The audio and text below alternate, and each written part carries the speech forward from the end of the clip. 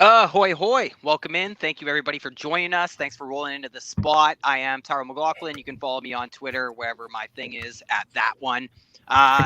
Travis is not here tonight, so I want to start with that. I thank him so much for some of the logistics he always takes care of, and of course he gives his seal of approval in spirit. Julian, thank you for joining me. A little birdie told me that you are landing a whale on your podcast this week coming up. So is it true that you are getting Jordan McNamara, and how are you doing? I am doing great, man. And that is true. On Friday, I'm going to be interviewing him. We're going to be going over, a couple different things. So I'm super pumped for that. I'm still working on the show sheet, but it's going to be a blast. And yeah, man, it's been a good Saturday, been a good weekend. I spent all day editing that terror that was last night's episode, and it's good to go up on Spotify and Apple now, so you can go find it there. Yeah. I watched it live. You could definitely do the strobe dance to that one a little bit. No kidding. So yeah, make sure you're following at the Point After FF. That episode will be hyped up by the TNFF crew, no doubt. So also Brian is not here. Wanted to mention that. Very devastating. And Travis, thanks so much for setting everything up. But we have guests tonight. We have fantastic guests. DBrown, first up, a returning guest. Great follow on Twitter. One of my good internet friends as well.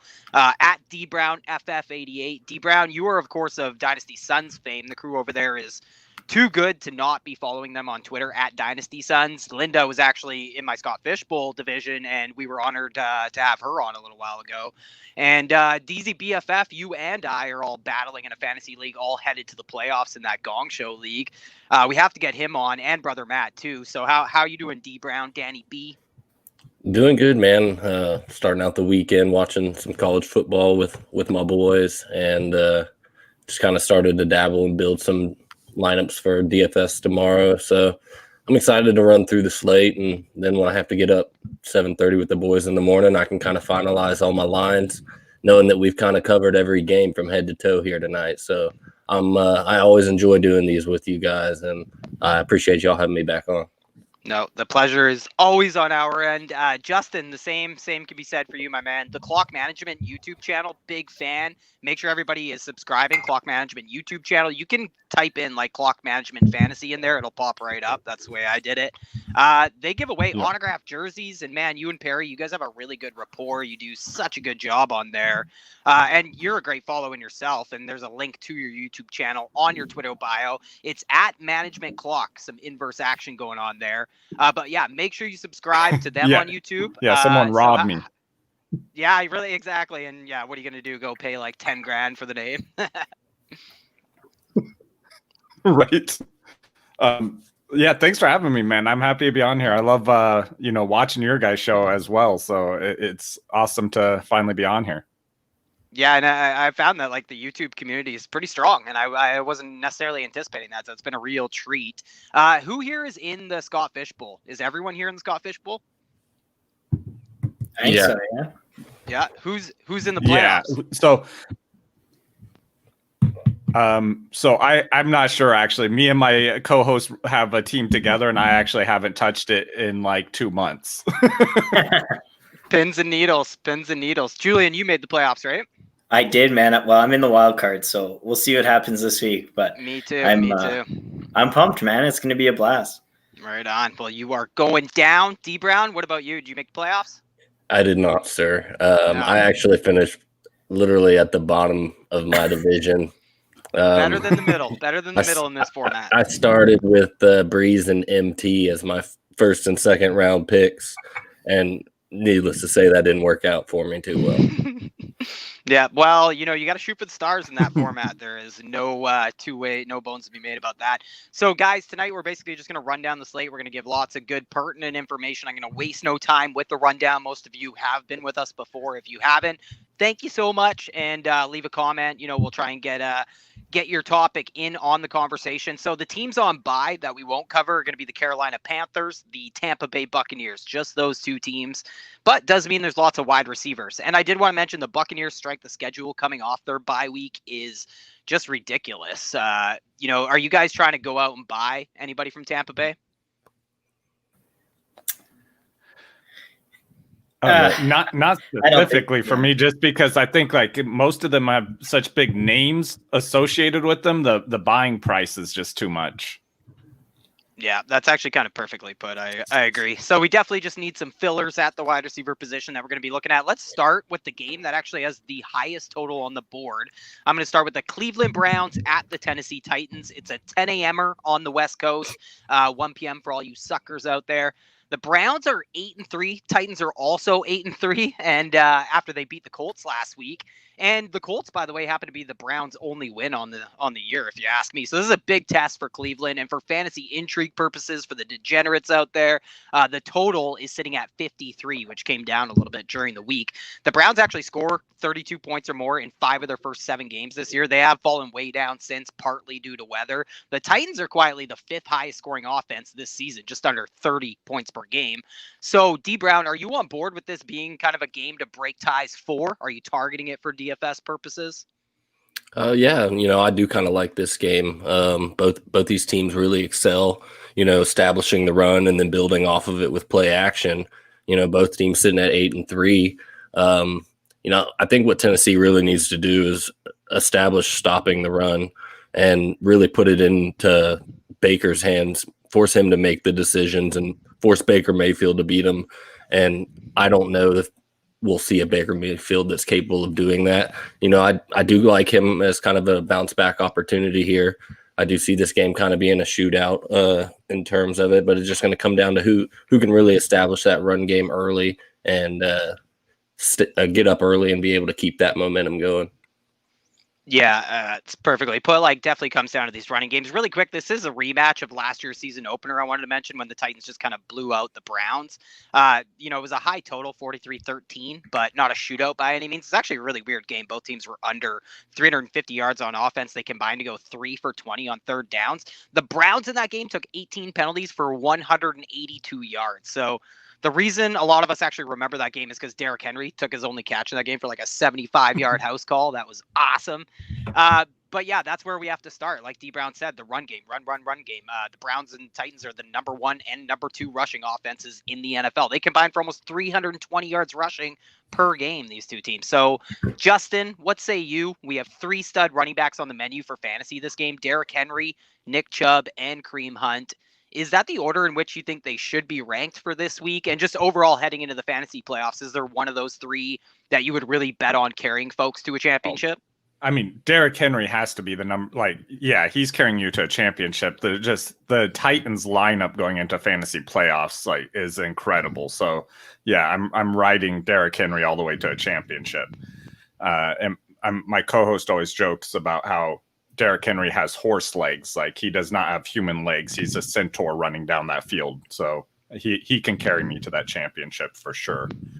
But then Nick Chubb is my number 2 out of or in that list. So between Derrick Henry and Kareem Hunt, he's just so consistent and he gets it done. Like you said, or I don't think you talked about it yet actually, but his stats last 3 weeks, over 100 yards every week, just consistent, 2 touchdowns, I believe, in that time. So he's just so consistent. All 3 of these guys are just amazing. But if you want to split hairs, then yeah, Derrick Henry, Nick Chubb, Kareem Hunt, and Derrick Henry by far is my favorite running back going into the playoffs. Yeah, just a fantasy league winning machine, that Secretariat Henry. And you mentioned the strength of schedule for the Titans. The strength of schedule is particularly attractive for the Browns too. I think the Titans is a great matchup this week, but weeks 15 and 16 they get the Giants and Jets in fantasy championship weeks for Nick Chubb and Kareem Hunt. I definitely like Nick Chubb too. He's just noticeably out snapping Hunt since the bye week and just really, really out producing him since the bye week. And I think it's just crazy when you compare those 2 stats. And I think what Kareem Hunt has going for him is kind of that goal line work, the pass catching work, both of which have waned over the last few weeks since Nick Chubb's come back. And I just, if you look at the catches in those last 3 weeks, Hunt has 4 catches, Chubb has 3. So the passing work is more Baker not throwing to the running back. So I think it's kind of interesting. DBrown, what are your thoughts on Kareem Hunt? Say you've been reaping the rewards of Kareem Hunt all season, but you got Raheem Mostert back. Who would you start between those 2 this week? Mostert plays the Bills. I might lean towards Mostert, actually. He's still he came back and showed enough last week to where I kind of have a little bit more confidence in him. But I love Kareem Hunt's kind of a fade for me this week in DFS. If I'm paying up for Derrick Henry, paying up for Nick Chubb, both guys I love this week. But as far as the Titans go, Anthony Firkser's is probably one of my favorite tight end punts this week on DFS, coming in at the minimum 2,500 price tag. Really allows you to do some extra nice things with that flex position. But he's produced even when Jonnu was healthy and playing. With Jonnu officially ruled out, I do like him with a lot of sleeper repair.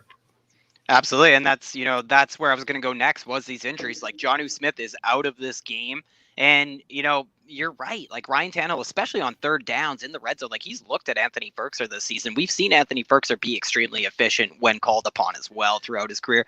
And I think it also helps A.J. Brown, right? Like, the A.J. Brown wide receiver one season enthusiasts rejoice. And I think that's coupled for A.J. Brown with the fact that Cleveland will be without their top cornerback in this game. Denzel Ward will not play again. And on the other side, Adoree Jackson is still out. There's some hopes earlier in the week he could play, but he's part of the reason that we've been able to exploit this Titans secondary all season long. And both teams have sensational offensive lines. That's something that always goes without saying with both of these teams, both these run games. But for Tennessee, Roger Saffold didn't practice all week. Nick Harris is questionable up front for Cleveland. J.C. Treader and the revelation that's been Wyatt Teller. Those guys are both banged up. They'll both play. Kaderil Hodge is out. So is Taywan Taylor. Just occurring to me, Taywan Taylor, that's robbery. That's a revenge game that we're getting robbed of. But hate to see it. Yeah, maybe in a game, like, it is such a high total that maybe Rashad Higgins could be in play for deeper leagues. Baker did miss him on a wide open touchdown last week. He also led the wide receivers in snaps against the Jags. Also, Jeffrey Simmons is out for Tennessee, a young, talented interior defender, which helps the Browns' run game. Meanwhile, the Browns guys get their best player on the team back. Defensive Player of the Year candidate entering the season for me was Myles Garrett. Lots of injuries there, but getting Myles, that's a big treat for Cleveland. I think he could crash the party hard. Like, Jules, do you think that will have an effect on, like, the structured Titans offense? And, no need to spare good buddy Will's feelings here. What are your thoughts on Tannehill? Like, are you trusting him as a top 12 quarterback? Yeah, I think Myles Garrett's going to be able to make an impact in this game. But if I'm Tennessee, and I know he's coming back this week, he's the defensive piece that I need to make sure I stop in order for my offense to run properly. So I'm doing everything I can to, double teams and whatnot to make sure that Myles Garrett is at least handled, and then we can take care of the run game on our own. So I think as long as that run game can get going, I like Tannehill because it opens up that play action pass. I think this game is going to come down to who's able to have an effective run game and who's able to really establish it and be that dominator. I'm not a huge fan of fantasy pieces in this game outside of the main ones because I just don't think there's going to be that much scoring. I think there's going to be a ground and pound game on both sides, and both of these teams are going to be, just focusing on clock management and just trying to grind it out. So, yeah, that's my piece here. Yeah, I do like Firkser though. I'll say that. Yeah, and I 100% agree. Like, it kind of surprised me that the total was so high in this game. And Tannehill being ranked so high, he's a top 10 quarterback in expert consensus rankings this week. It kind of makes sense. Like, the state of the position is pretty sad right now at quarterback. And this week, the Browns are a top 12 matchup, 4 quarterbacks in fantasy, probably more advantageous than that because of some of the weather games. And the Titans get the Jaguars next week. But I ask because he just kind of has started to look human in Tennessee after looking like a robot since coming to that team. And it's just kind of the Kirk Cousins effect, right? Like, in games, Derrick Henry goes off, you just worry that can Tannehill do the same because it has to be via play action, via super efficiency. So, because the pass attempts will be low. But speaking of run first offenses, trusting a quarterback for fantasy, like, it is a headache, and I know D-Brown's out here. Baker Mayfield, he's in a nice spot. This Titans defense, the Browns are actually pretty big underdogs on the road, so they're asking that Cleveland's going to have to play comeback. And he also gets the Jets in Week 16. So what say you, Justin? Any chance Baker's in play this week or come fantasy championship week, or is it just too hard to bet on this offense? Yeah, I mean, it's not. It's not something I want to bet on, right? Like, I definitely want to have better options than that. And I think that there are better options out there, but also I think that he is a streamable option from week to week. Like there are going to be teams that could definitely utilize him where he'll still make it into that top, wide receiver, quarterback one realm. So I think he'll be serviceable, but it's not someone you want, like, you're excited about. Yeah, and I think, like, I compared him to Kirk Cousins. Like, if he had the weapons of a Justin Jefferson, Adam Thielen might be a little different for perception. Because, like, a quick ask about his weapons, like, DBrown, you haven't been on in a while. I've been laughed out of the building here for bringing up the scoreless loser that was Jarvis Landry. I kept bringing him up for GPP purposes and stuff, but now I bring him up for seasonal leagues, boys, because Buddy blew up last week. Motherfucker scored, even broke 100 yards receiving. His 11 targets were a total monopoly, with the next highest Brown having 3. And I also just lean into that strength of schedule a little bit. So is Jarvis in the wide receiver 3 flex conversation, DBZ, or is he still dirty laundry to you? I really don't feel confident. Maybe if Baker comes out this week and kind of gets him going again, I'd feel better about it moving forward. But I mean, if I'm starting any piece of the passing offense in Cleveland right now, it's pretty much Landry or nothing for me. I just haven't seen the passing volume really get to a point where I feel confident starting multiple assets. Hooper's kind of been a big disappointment this year. So, I think for fantasy purposes, for dynasty purposes, Baker kind of needs to come out and, throw some solid games together. Unfortunately, though, Chubb's the best player on the field, and I think they're just going to hand him the rock and let him do what he does. Yeah, totally. And this is another one where I find the expert consensus rankings just overrating this game a little bit, because he is ranked as a back-end wide receiver 2 according to ECR this week. Oh, wow. Yeah, like he's around guys like Deebo Samuel, Cole Beasley without John Brown. Like, I'm easily playing those guys over Jarvis Landry. But another dude, speak of disappointments, in the same vicinity of ECR as Landry is on the other side of this game. It's Corey Davis, who does have to fight for volume at all times, basically. I also mentioned these teams played last season. Granted, it was Marcus Mariota at quarterback. Feels like a million years ago. Still, Corey Davis caught 0 of his 3 targets in that game against the Browns. But to try and encapsulate how well he's played this season and also how efficient this low-volume passing game is in Tennessee, on PFF, Corey Davis is only behind Devontae Adams, Justin Jefferson, and Julio Jones in yards per route run. So for fantasy, we have really flip-flopped on him as like a wide receiver 3 this season. He's ranked as a wide receiver 3 in expert consensus rankings this week. I'll ask you, Justin, even though I know from listening to your program that you are very anti-Corey Davis, and rightfully so, man. But given the matchup, the momentum, is top 36 fair, or like who would you start over him and Jarvis Landry if you had to? Oh man. So I give him a lot of crap because of, the past is past, but like, to be fair, this season has by far been his best season. So, I mean, he's been definitely startable multiple weeks, but I don't feel comfortable with it because, as we had talked about, like, both teams are going to want to establish the run. He's fighting for volume.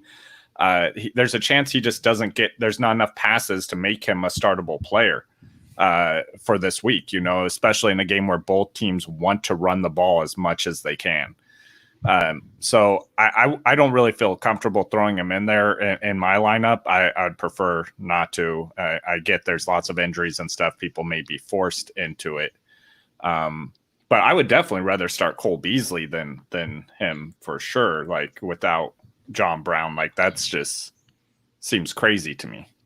Ditto.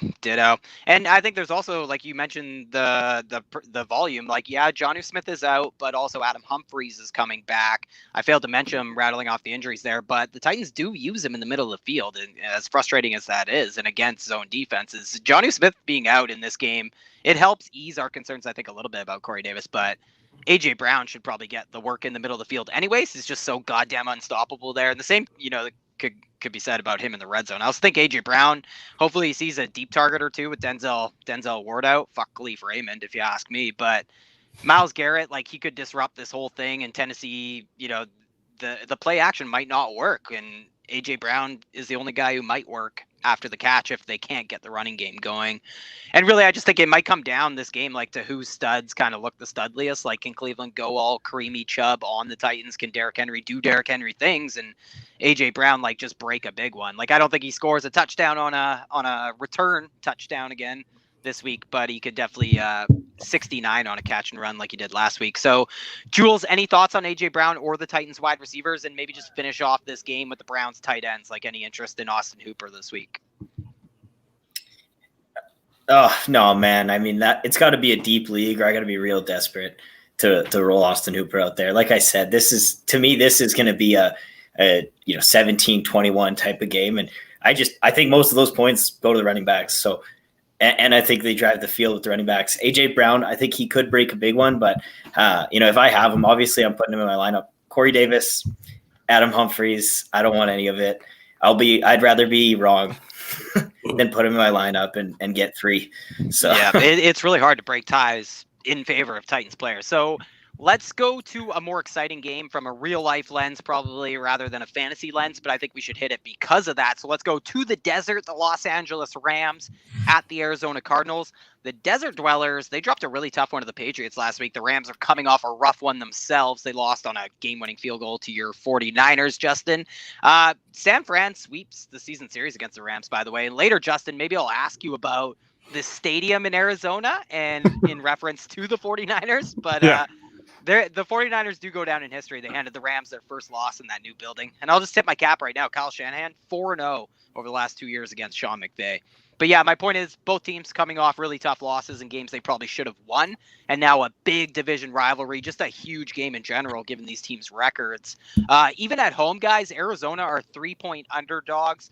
The Rams have won 6 straight games against the Cardinals. So, Justin, the total in this game doesn't really reflect the set of weapons on both sides. Maybe it's a tribute to the defense for the Rams.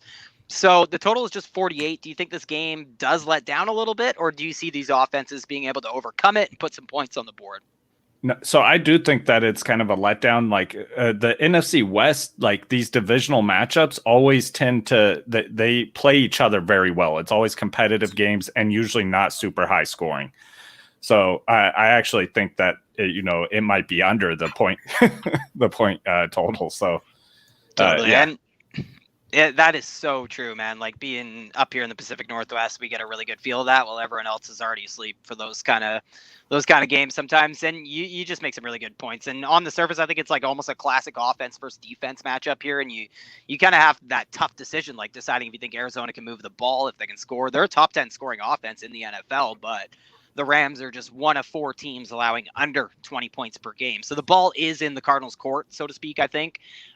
What do you guys like? Let's talk about Kyler Murray. He's quarterback 7 in expert consensus rankings right now. That is the lowest he's been ranked in months. Obviously, he's the quarterback 1 overall in fantasy right now. So I don't know if it's the matchup or what. I mean, quarterbacks do score the second fewest fantasy points against the Rams.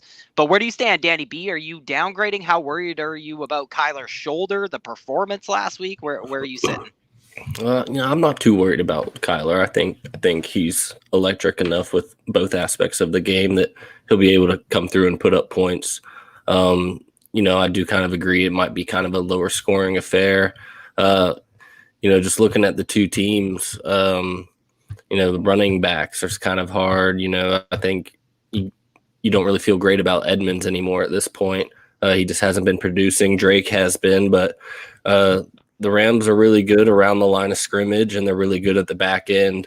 They kind of have a few no-namers really been playing linebacker all year, but they're just kind of fluctuating guys in and out, and they're able to be pretty disruptive on both ends. So, I think he could have some struggles, but all in all, I'm not fading Kyler at all. If I have him, I'm firing him up, no doubt.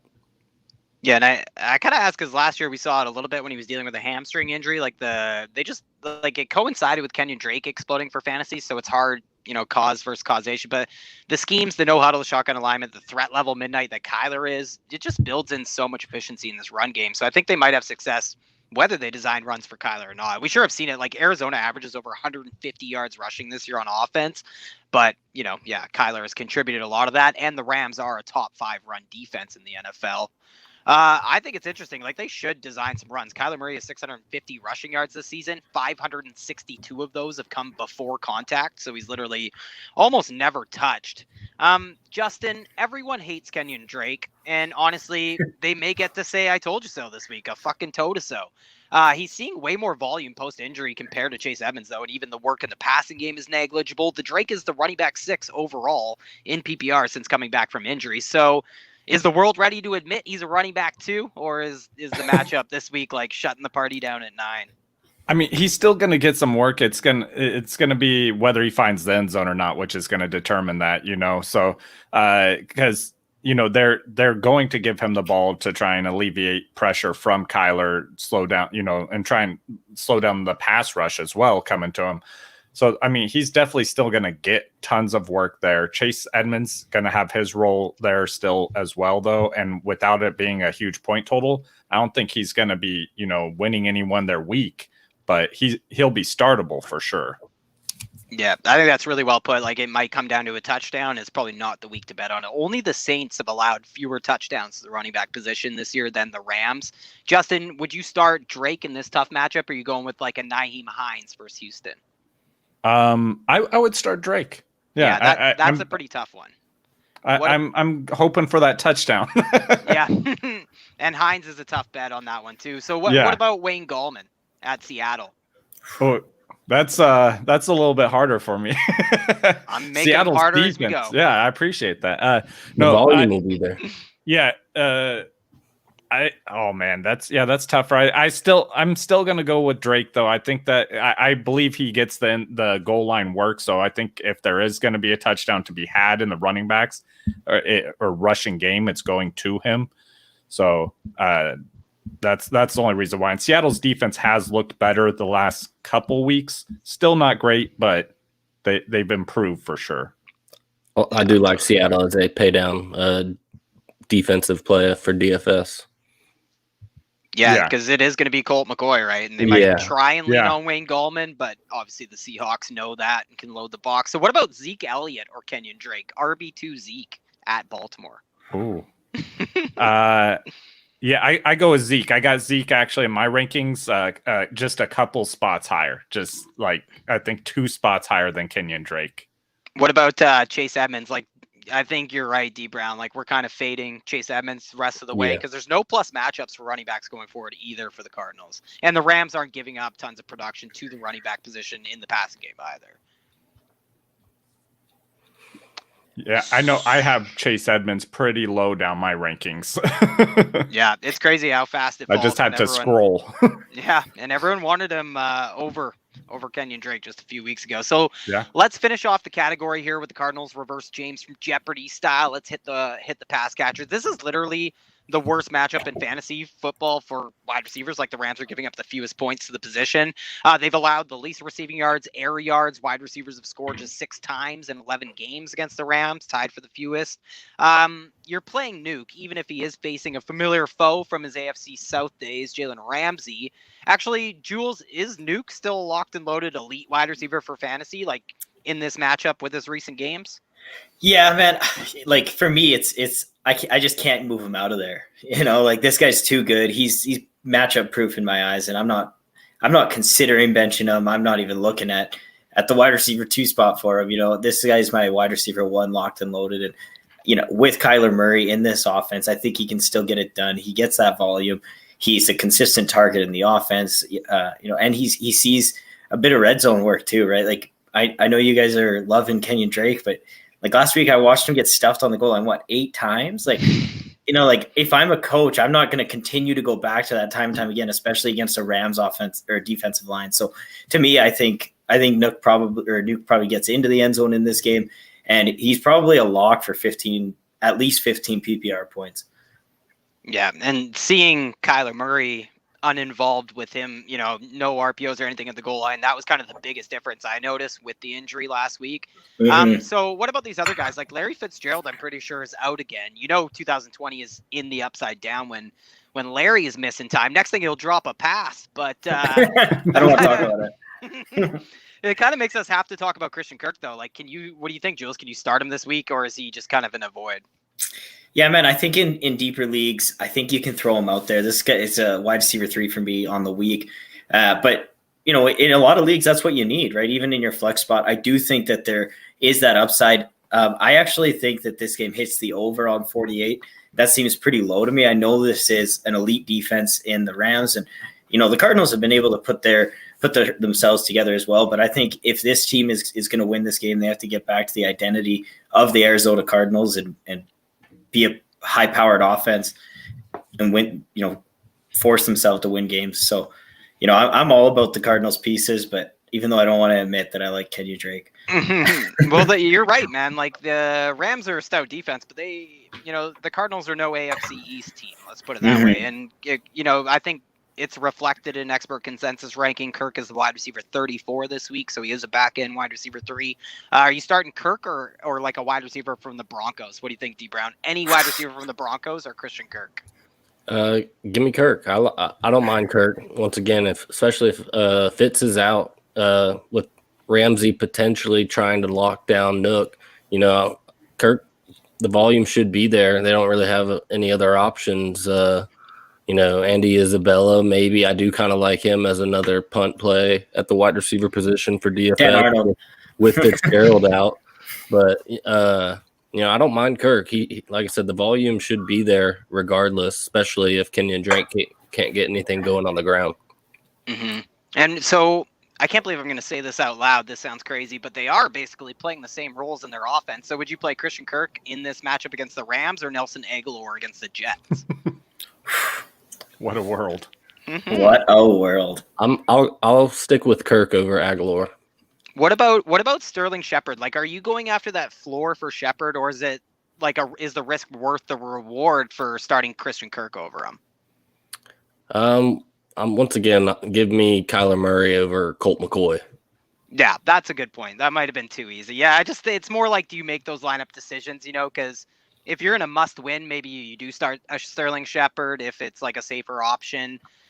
Maybe you play the first-place team who's like projected to win by 20 points. So those are kind of scenarios where I might pivot to one or the other when I do those. But yeah, I think those are always interesting ones. And I love that you guys brought up Andy Isabella because, with Fitz out last week against the Patriots, Isabella sure played more. He played in the slot too, and his 6 targets were not only a career high for Andy I, it was one shy of the team lead by Nuke, who had Stephon Gilmore draped all over him, and now it's the Nuke Ramsey fight to the death, and Andy Isabella has the easiest matchup. And the Rams just let Deebo Samuel eat out of the slot last week, so I kind of don't hate the Andy Isabella deep GPP play or whatever. Looking to the other side, I'd rather zoom through the Rams kind of because we spent a lot of time on Cooper Kupp and Robert Woods. This week, they are both top 20 wide receivers in ECR. Neither are top 10, kind of the point we've made over these past few weeks. And another game that I will be a Cooper Kupp proponent, and I won't be surprised if he outscores Woods. Patrick Peterson is covering Robert Woods in this game. Justin, we haven't had the pleasure of you being on. Are you a firm Robert Woods over Cooper Kupp guy, and are you kind of in the mindset that both are just wide receiver 2s? Yeah. So I've been a Woods guy since the off season. So last year I was a Cooper Kupp guy. So I pivoted this year. And it's been working out though. Robert Woods, I think that he still eats because I don't think Patrick Peterson is not the Patrick Peterson of years past. Like he is definitely aging and he's lost a step or two. So I think that Woods will still be able to get open despite Patrick Peterson being there. Cooper Kupp, I think, will probably get more passes, more targets. But I think that I'm going to go with leaning on Woods to break one off. Yeah, and just a reminder that duo does get the Jets and the Seahawks in fantasy football championship weeks. That is a pot of gold at the end of the fantasy football season, if you ask me.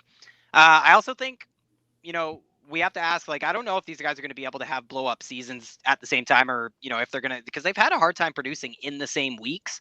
I don't necessarily think it's the offense, though. A lot of people blame the offense. I think it's kind of just Josh Reynolds. This guy is commanding tons of air yards, tons of end zone targets, drive me nuts. And if bye weeks weren't ending here next week, he probably would be fantasy viable, at least in deep leagues.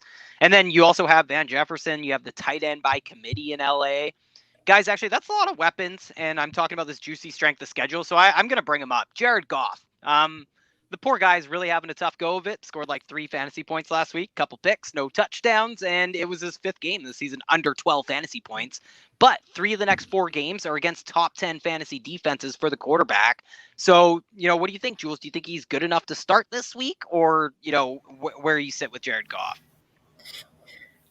Yeah, man. In 2 QB leagues, I'll roll him out there for sure. But I think in single QBs, unless you're in a deep dynasty and all these guys are already on rosters, I don't feel great about them. There's only 2 buys this week, so you likely have a better option than Jared Goff on your bench in a dynasty. And if you're in a redraft league, I think you can probably go and scoop a guy off waivers.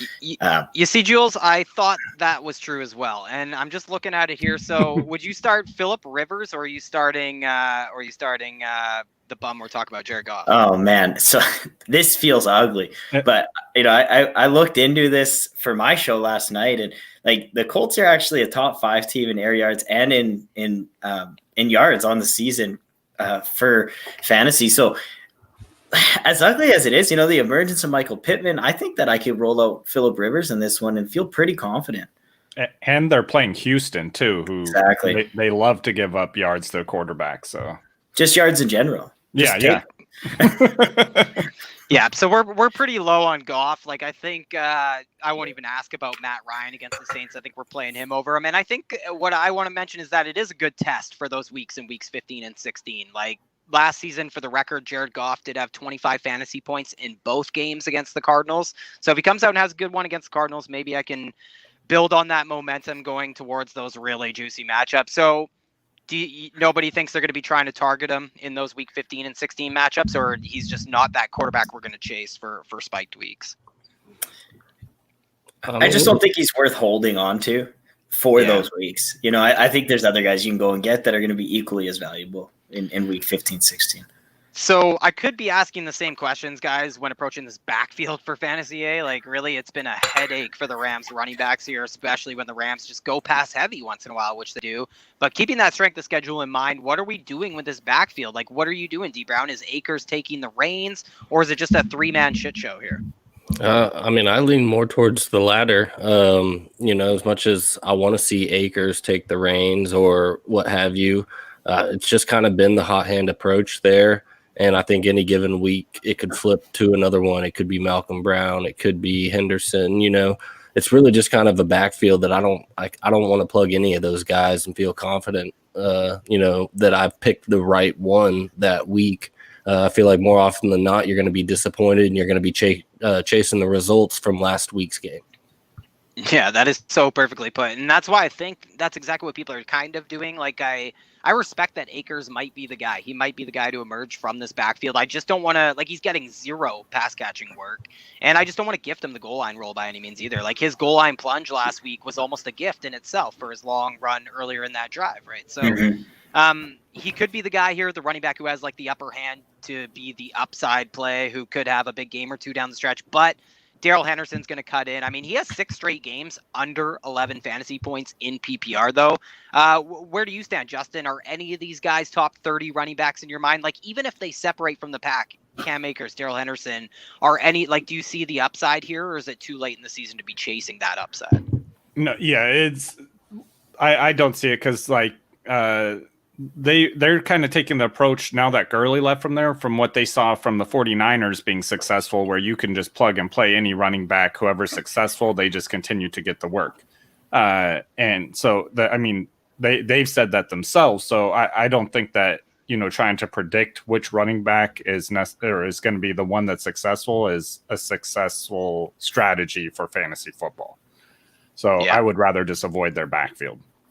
Totally. And I'm just looking at it, none of them. Akers is the running back 37 in expert consensus ranking, currunning I one was spot just trying ahead to of find Henderson. them in mine. So they are right beside each other, and you are scrolling down past those wide receiver running back 3s. Malcolm Brown obviously still there too, who can certainly come in and operate at the goal line. Running back 47 in PPR and ECR. The frustration is this just isn't 2017, 2018. We're not getting those super advantageous schemes. The offensive line has just deteriorated, significantly.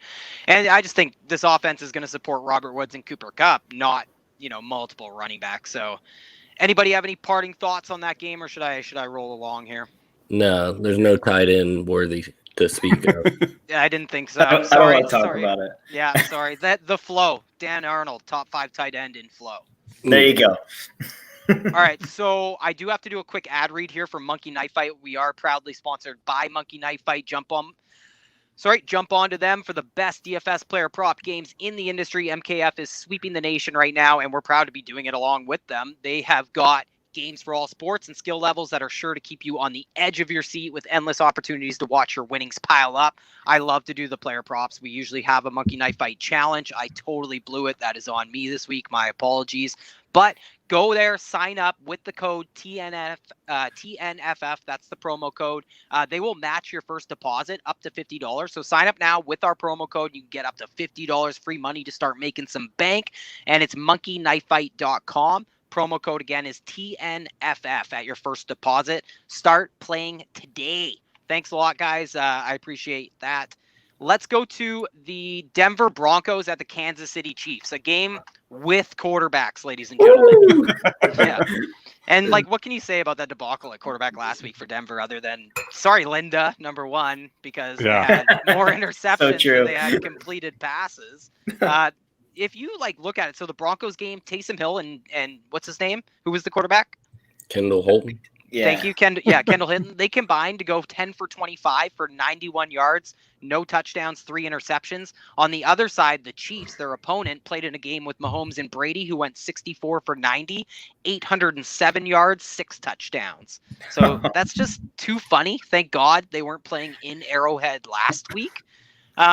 But the Chiefs, guys, have beat the Broncos 10 straight games, and Denver hasn't beat Kansas City since 2015. In the 3 games under head coach Nick Fangio, who's supposed to be a defensive genius, which he is, frankly, Denver has lost all 3 games by 20 points to Kansas City. And these squads played back in week 7. It was a weirdo game that Kansas City won 43-16. It was all defense. Byron Pringle had a return touchdown. Chad Henne had as many touchdowns as Pat Mahomes in that one, by the way. And nobody had 60 yards receiving for the Chiefs in that game. Tyreek scored. Mecole Hardman actually led the team in receiving that game. But nobody blew up for fantasy. Nobody killed you either. But except Travis Kelsey, by his standards, I would say. Denver is a tough matchup for tight ends. But he actually had a pretty rough day. Some of the weirdness was on the Broncos end, though. Denver actually ran a lot in that game. It was feed Phil, free Phil kind of week. That's when that all started with Philip Lindsay. He had some big runs in that game. Drew Lock had a rushing touchdown, no passing touchdowns. Melvin Gordon scored, lost 2 fumbles in that game. In the passing game, only one Bronco had 50 yards receiving against the Chiefs earlier in the season. That was Albert O, who is no longer there. So I'm looking at this total, guys. It's 51, pretty high, and the Broncos are almost 14-point underdogs. So do we think Kansas City is going to flex their muscles in this game on offense? Is there any chance that Denver can put up the points that are needed to hit this total? I'm asking if we should target this game, or is the point total a bit of a fantasy mirage? I think there is going to be points in this game, whether they're garbage time or I don't think the Broncos are going to be able to stay competitive with the Kansas City Chiefs, even with Drew Lock back. But I do think there's going to be fantasy points in this game with a quarterback. It's just it makes a lot more sense. Last week, it was just honestly, that was a shit show, man. It was tough to watch. I felt terrible for that entire organization, and they kind of brought it on themselves. So you can only feel so bad, but. Yeah, there's going to be points in this game. There really is.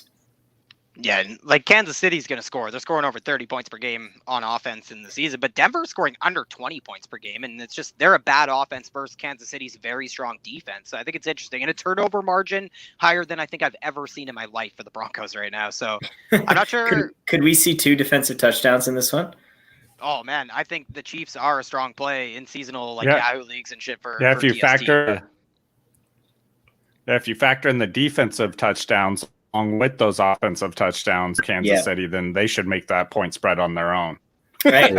Honestly, it wouldn't surprise me if Kansas City put up 45, 50 points in this game and Denver puts up 14, but still that hits that over. No. So, I think that there's fantasy points, man. They're coming. Yeah. So I guess that makes a lot of these Broncos for one of these teams. Yeah. Yeah.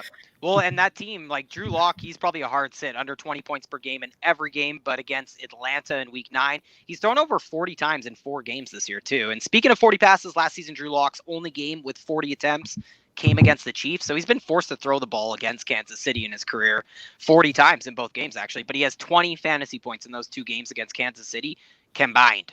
So even though he will be in catch-up mode quickly, just don't for Drew Lock. But actually, I'm thinking strictly one quarterback here. Like, does anybody have any faith for Superflex? Because Denver actually gets the Bills and Chargers in weeks 15 and 16. Those are both top 10 matchups in fantasy for quarterbacks. I don't. Yeah, no. Yeah. I'm staying away from Lock. So speaking of sketchy, there's some injuries for Denver, like notably Jerry Jeudy's dealing with that ankle injury still. He is listed as questionable. And Philip Lindsay, he's trending in the right direction with his knee injury. I'm just looking. I didn't see that. He actually did get a full practice in yesterday. So let's hit this backfield under the assumption that free Phil, let's assume he plays.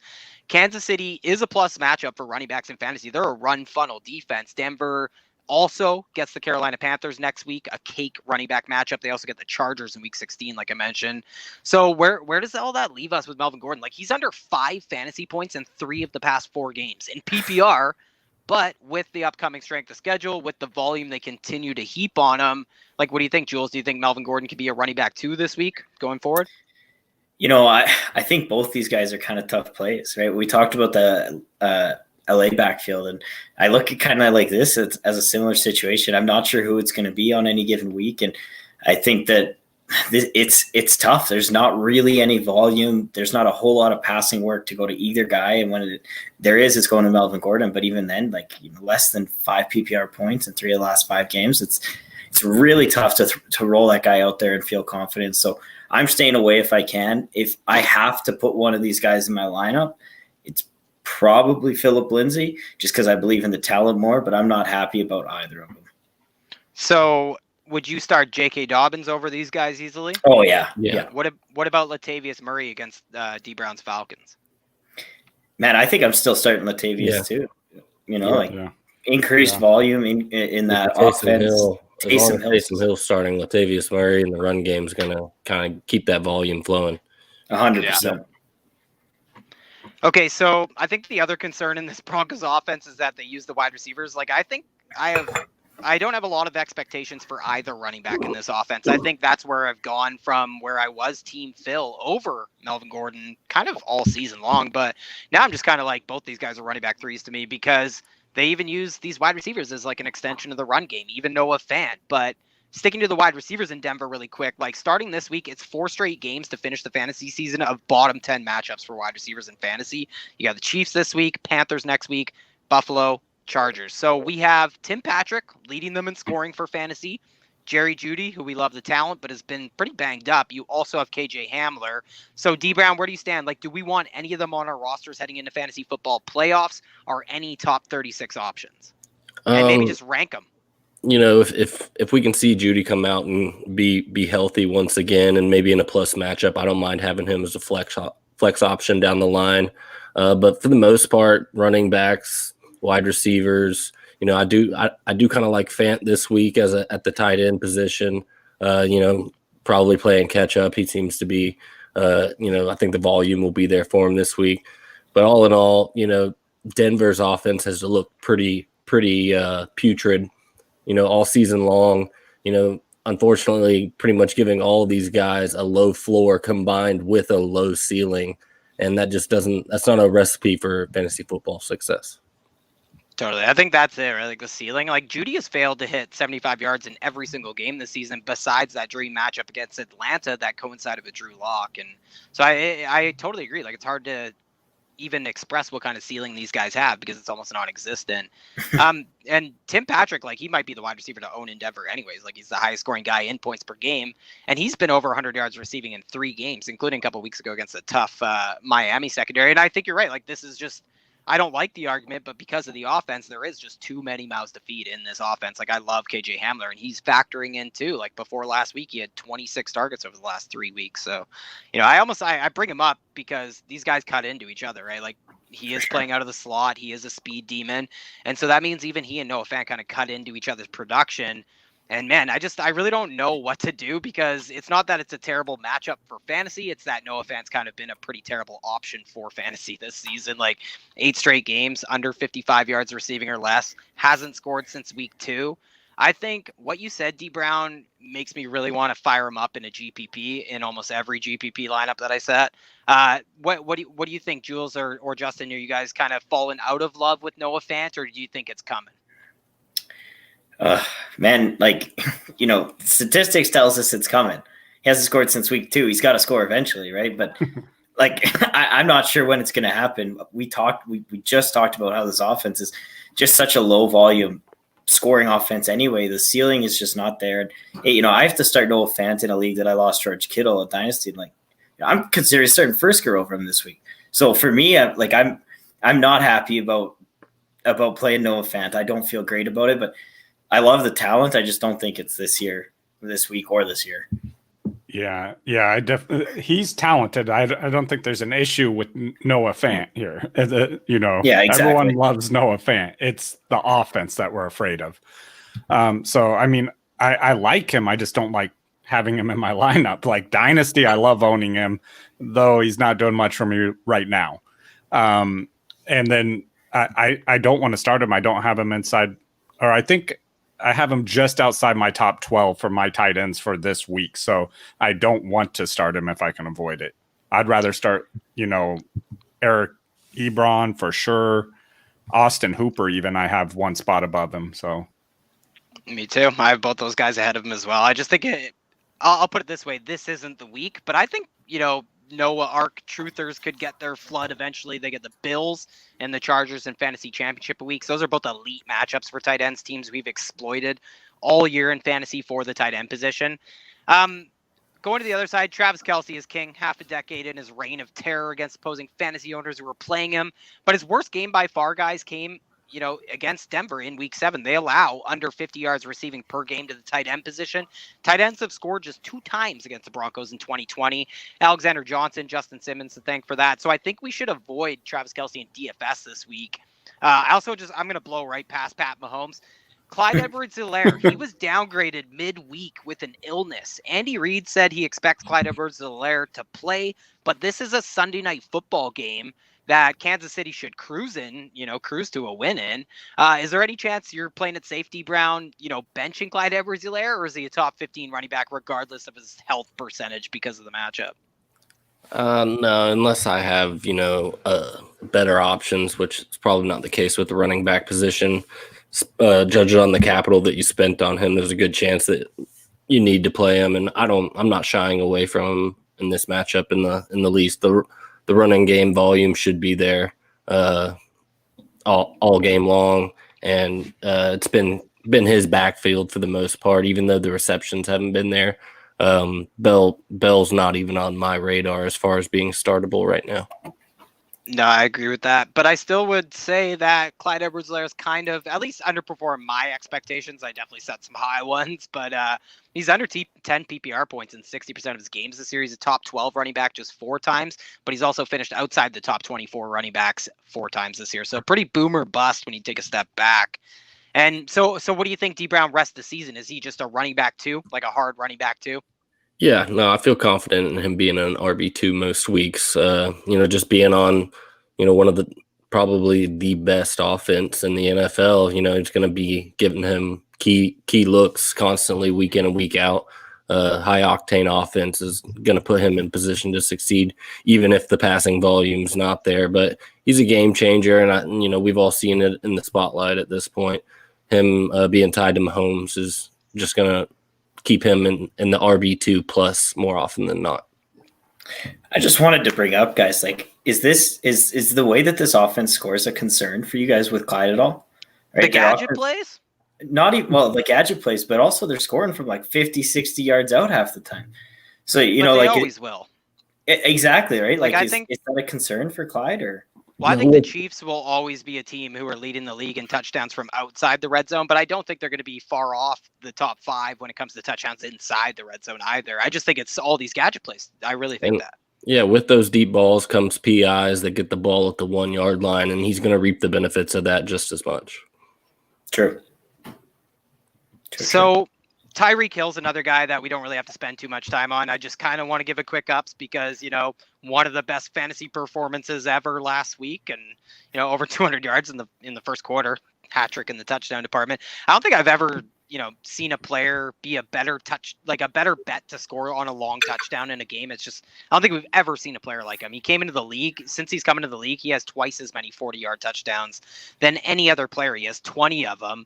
But behind him, I've had a hard time getting a grip on this wide receiver room all season or how valuable a guy would or should be, even if they do emerge in Kansas City, because Tyreek and Kelsey have just been king. So what are your thoughts, Justin, on these wide receivers? Can we look to Sammy as a wide receiver 3, flex throwdown on Tyreek if you want? Talk Cole, DeMarcus, anybody.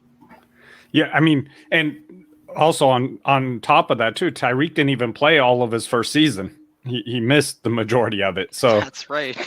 And he still managed to do that. Amazing. I love Tyreek. But the other wide receivers there they're too inconsistent for me to bank on any week. Like one of them, will probably be fantasy viable this week, especially, but I don't know which one. And I'm not going to try and guess whether it's, Pringle or Hardman or Sammy Watkins, whichever one of them wants to show up. But I'll stick with Tyreek, and that's it for their wide receivers. I mean, at least their offense is pretty easy to figure out who you want to start. They got one of the best wide receivers, one of the best tight ends, they probably the best quarterback. So it makes it easy. Yeah, auction drafts, studs and duds, way to go. So Sammy Watkins, I think, is probably the guy if you had to pick. Like, he was second among wide receivers in targets and receiving yards last week. He played 57 to 79 snaps. Poor Jay Rich, man. We had Jay Rich on last week. He's just such a great guest. Check out his new podcast, too. I listened to it today. It was awesome. Mecole Hardman was wide open for a 90-yard touchdown. He just fucking dropped it. It was brutal. He also played just 24 of 79 snaps last week. He's the wide receiver 71 in expert consensus ranking. Anybody have any parting thoughts on the Broncos or Chiefs before I mosey on here? No. So I'm going to go to the Indianapolis Colts at the Houston Texans. So the Colts were not good last week, losing a huge game to the Titans, relinquishing first place in the division. Now they go on the road with a couple injuries to Houston. The Texans, by the way, just 3-point underdogs. And I'll ask about Will Fuller and stuff here, guys, but this game has a very attractive 51-point total, kind of surprising, just like the last one. The most notable injury for Indianapolis is Anthony Costanzo, their left tackle. And Old Man Rivers is dealing with a toe injury as well. So it feels weird asking, but can Indianapolis hold up their end of the bargain this week? Like, will they be able to put some points on the board, DBrown? Yeah, no, I don't think the Colts are going to have any problem putting points on the board against Houston's defense. They've been pretty terrible. And as far as the Texans go, losing Fuller, it'll be interesting to see how those targets get distributed moving forward with him not in the picture. Randall Cobb's still on IR, I believe. But what's the final on David Johnson? Are they getting him back for sure this week? They did activate him today. Do you think he returns to like boring running back 2 status, or do you think he can get more involved in the passing game? Well, I mean, with Will Fuller out of the picture, you could see an uptick in volume for David Johnson. It can only benefit as far as the two interchanging. It's kind of good timing to get Johnson back with Fuller getting out. They can kind of get back to that run game a little bit more that we saw early in the year. Yeah. So where does that leave Brandon Cooks then? Like, how high should he be ranked? Because it is a fairly tough matchup. I kind of have him as I think a back end wide receiver too. This week, a tough matchup, but Desean Watson, can make a tough matchup not so tough.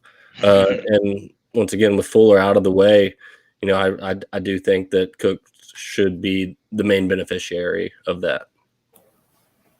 So there's been lots of talk about Kiki Kuti. Like, I think he's going to play 60 to 70% of the snaps. Like, he's going to play in the slot. He's a slot wide receiver. But the funny thing is, he's super fragile himself. I think that's something that nobody's mentioning, even though he's incredibly fragile himself.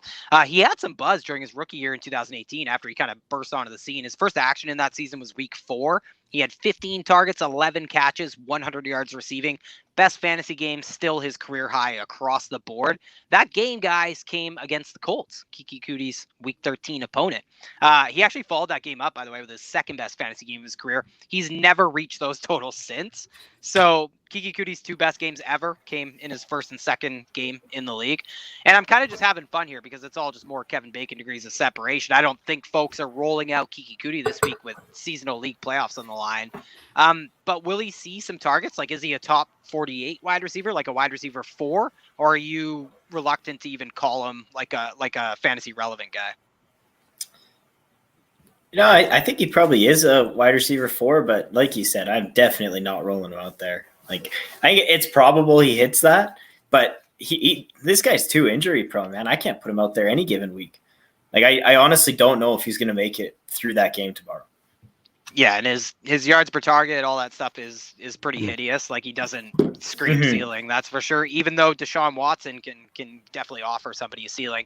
So we kind of talked a little bit about Phillip Rivers, how he's pretty much justified as a mid quarterback too, even though I didn't think he'd be ranked that high very much this season, but I wanted to talk about the Colts run game because I think that's what they're going to try and do. Houston is the worst run defense in football. Jonathan Taylor is back. He's the running back 20 right now overall, just 12 points per game in PPR.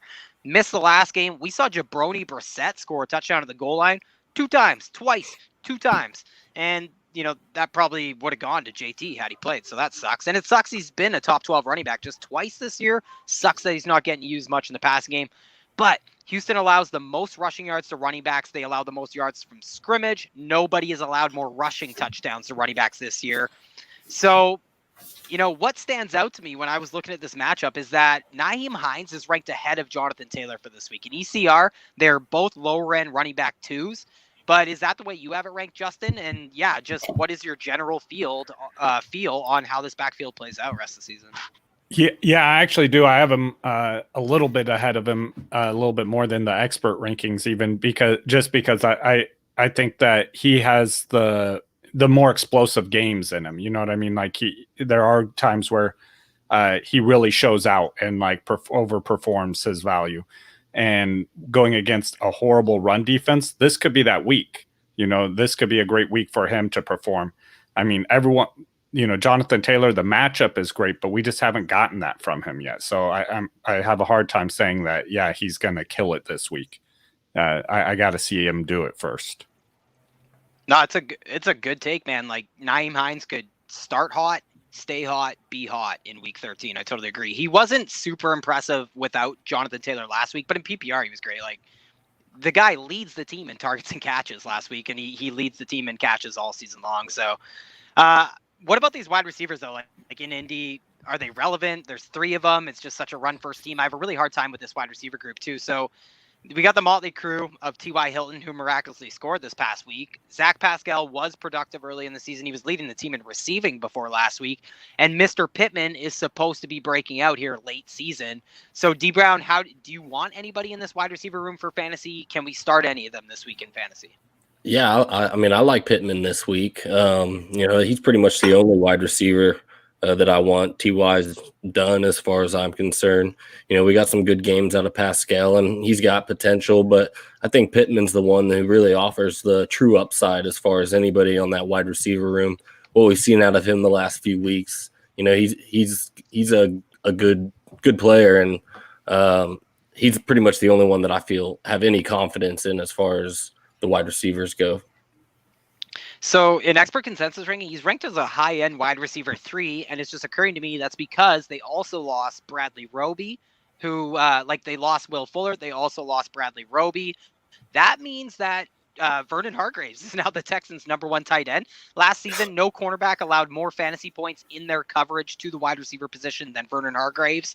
This season, only 3 cornerbacks have allowed more fantasy points in his coverage. So fire up Pittman. And the other guy was Will Fuller. So it's too bad. Is anybody worried about Desean Watson with with such a thin set of weapons now?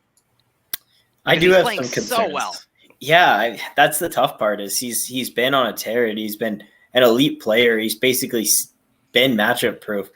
But, Will Fuller, like that guy's a playmaker for Desean Watson. He makes plays down the field.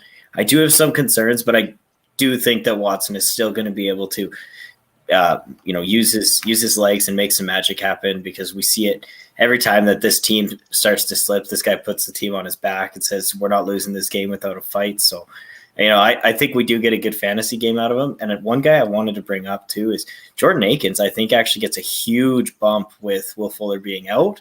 I just like he's going to be that reliable 10-yard target guy, especially in PPR leagues. Like I think this guy's an easy tight end 1 this week. Yeah, he's my tight end 2 for DFS punt plays at 2,900 on DraftKings. So between him and Ferksers, those paying up for tight end is dumb. Yeah, it's a really tough matchup, but he has like such that explosive profile for sure. I just want to lay out the nitty gritty with Desean Watson, the splits. He averages 4 fewer points per game without Will Fuller, over 50 fewer passing yards, almost a full touchdown less per game. He also had Nuke at his disposal for all those splits as well in those 16 games that he's gone without Will Fuller. But the rushing production does go up, and 2017 really drives those splits with Will Fuller. So I don't want people to get too scared off of Desean Watson. I think the scarier part is kind of that strength of schedule, like getting the Colts this week, the Bears next week, the Colts again the week after that. That's pretty scary, but this guy might win people fantasy leagues because they get the Bengals and Titans in week 15 and 16. So I think we covered these guys, right? Like David Johnson is back to boring old running back 2 status, might get more involved in the passing game. Anybody have any parting thoughts? Anybody want to mention another tight end on the other end of the ball? No, I don't really feel good about any of those guys right now. You guys are starting Akins over any tight end for the Colts, over Trey Burton, over Mo Alley. Yeah. Okay, so let's go to the Jacksonville Jaguars at the Minnesota Vikings, because this game actually has a pretty high total in itself. Do you guys think that we're seeing a little bit different team from Minnesota? Like, Jules, what do you think? We saw in the last 2 games, they've been throwing the ball a little bit more. These haven't been the greatest opponents. One of those was the Dallas Cowboys. Yeah, well, I think a lot of it comes down to what teams are doing with Dalvin Cook and really selling out to stop Dalvin, and it's opening up the passing game. So, fire up Justin Jefferson. He was able to be a very impactful player last week, even without Thielen in the lineup. But you add 2 elite pass catchers. Like, this offense it's an elite offense, man. We got Justin Jefferson, Adam Thielen, Dalvin Cook. Then you get an athletic tight end like Irv Smith and even Kyle Rudolph, and they're like, this offense is going to continue to produce fantasy points. I think you can fire up both those guys, and I feel confident about Kirk this week as well. So do you think the Vikings are going to blow out the Jags, or given how bad their defense is for Minnesota, can we hope for some points to get scored by the Jags, who have Mike Glennon as their quarterback? Honestly, I think you can, man. I think this is a high-scoring game on both sides of the ball. One of the few on this slate that I think just kind of, we could see, 70, 80 points in this game. I think that's possible. So every game in Minnesota this year has gone over the game total. The average score is almost 62 points in games in Minnesota. See, there we go. That is crazy. I was shocked to see the Vikings were 10-point favorites. Like, in this economy with this defense, give me a break. They shouldn't be 10-point favorites over anybody ever in the history of the planet. But give me the Jags to cover that. Yeah, but I think the reason the skepticism is because of Mike Glennon, not Gardner Minshew playing. And I think it's interesting because he looked fine last week. I don't think we're starting him in fantasy regardless of his excellent matchup here. But the other news I think I wanted to bring up was DJ Chark, right? He should be back in action. So Mike Glennon is responsible of getting him the ball. What does the quarterback play kind of mean for him, DBrown? Can he take advantage of this matchup with Mike Glennon in their first game together? Yeah, I think so. Glennon's proved to be serviceable enough. Getting Chark back should open up this offense a little bit more. Nobody I feel better about than James Robinson on Jacksonville's side of the ball. But, if I'm trying to get a little different, I don't mind plugging some of these Jacksonville wide receivers into a couple of lineups and seeing what sticks. So what do you think about some of these ancillary guys? Like the Vikings are such a good matchup for fantasy wide receivers. They average the 8th most receiving yards per game against Minnesota wide receivers. Wide receivers have scored 18 times in 11 games this year. So do you have interest in Laviska Shenault, Keelan Cole? Who are you targeting in like DFS settings? I'm a big LaVisca fan. I was kind of hoping to see a little bit more out of him last week with the opportunity opening up. I believe it was Colin Johnson that really kind of stepped up and kind of answered the call there. But, like I said, it's kind of going to be hard to pick and poke one in particular. All in all, I don't feel great about any of them, but I do think that points will be scored, like Jules said. So, it should be interesting. Yeah, I was shocked. Like Laviska played 59 to 65 snaps on offense last week, but just wasn't targeted very much by Mike Glennon, my problem is he's being used too much at outside wide receiver. We need Shenault just in the slot all times or in the backfield. Yeah, it's really frustrating. And, Colin Johnson, it was an amazing touchdown, but I would mention that he didn't even get on the field until Trey Quinn left that game, really. He ended up leading the team in like targets, receiving yards, receptions, touchdowns, whatever. That touchdown was sensational too. And talking about sensational, like you're right, DBrown, we don't even have to mention James Robinson. There's only like a few players. You can't count on one hand how many players you would want over James Robinson in fantasy football right now. So locked in running back one every week. Same with Dalvin Cook on the other side, even if he is becoming kind of like the Ben Roethlisberger of running backs. What about Kirk Cousins, though? He's in a nice spot this week. He's been dominant on play action, unmatched inside the red zone. His ADOT is off the charts. Jules, or do you guys think is he a top 12 quarterback in this matchup? Tell me he's not. Yeah, I think he is, man. He has to be. Yeah. So are we starting him over Derek Carr against the Jets? Yes. After what I saw out of Carr last week, absolutely. Yeah. And I saw Ian Harditz tweeted out, everything I ever said nice about Derek Carr, I take back. And that's like everything I said nice about him this year, I take it back. Mariota time or what? Oh, I don't know about that. I'm just messing with you. Yeah. Just give it a plug in to Jimbo over there. Yeah, I just can't I was never a huge Mariota proponent. No, and he doesn't work in that offense either. Anyways, go on. Yeah, totally. Yeah, we won't go down the Mariota rabbit hole. So tell me, these wide receivers are both not top 12 in this matchup, right? They are both ranked inside the top 10 at the wide receiver position in expert consensus rankings. Are you there, Jules? Like, can both be top 12 at the same time in this offense, or do you prefer one or the other in a DFS setting, like in a casual? No, I think they both can, and I think they probably both will. Right, this team is bleeding points to the running back or to the wide receiver position. Both these guys are elite talents, and Kirk has been able to get them the ball. So if I have either Adam Thielen or Justin Jefferson, there's no way I'm benching them in this matchup. Yeah, and I think because of the lack of coverage, the secondary, we don't even have to worry about who the defense prioritizes between Thielen or Jefferson, which has been kind of a battle. So yeah, Adam Thielen, money, Justin Jefferson, just what a great performance. It was cool to see him get some end zone targets, maybe because that's really been the only missing part to his game this season. So hopefully he gets that. The guy just is crushing the rookie wide receiver class that we are all in love with as it is. He is just dominating that. So Irv Smith is out again, guys. Any interest in Kyle the Red-Nosed Red Zone Rudolph Reindeer here this week? Lots of teams are hurting at tight end. Lots of fantasy teams.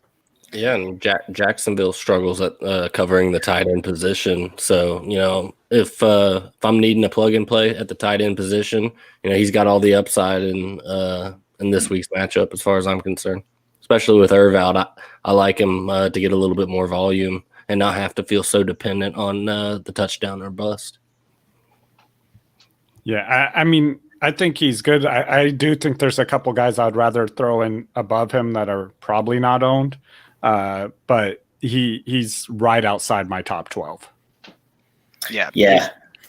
Sorry, go on, Ty. I was just going to move on, so if you want to add something, go for it. Oh, no, I was just going to agree. I'm just he's like a borderline tight end one in an elite tight end landscape. Yeah. I mean, all you need with tight end really is a touchdown and 30 to 40 yards. Like you get 3 receptions for 30 yards and a touchdown, you're a tight end one. So I think that's possible with Irv out. And in this high scoring game, I think you could do worse. Easily. So let's go to the New England Patriots at the Los Angeles Chargers. This is another game that kind of disappoints in the total. So the Chargers lost last week, like only the Chargers could. Holy fuck. But get this regime out of my face. It was the polar opposite out there with the Bills coaching staff and Anthony Lynn. Like the end of the first half was nuts. They checked down to Austin Eckler on like this 3rd and long play. They lined up to go for it. Then they called a timeout after time runs down. Anthony Lynn says punt it, and they're down 17-6 at that point, by the way.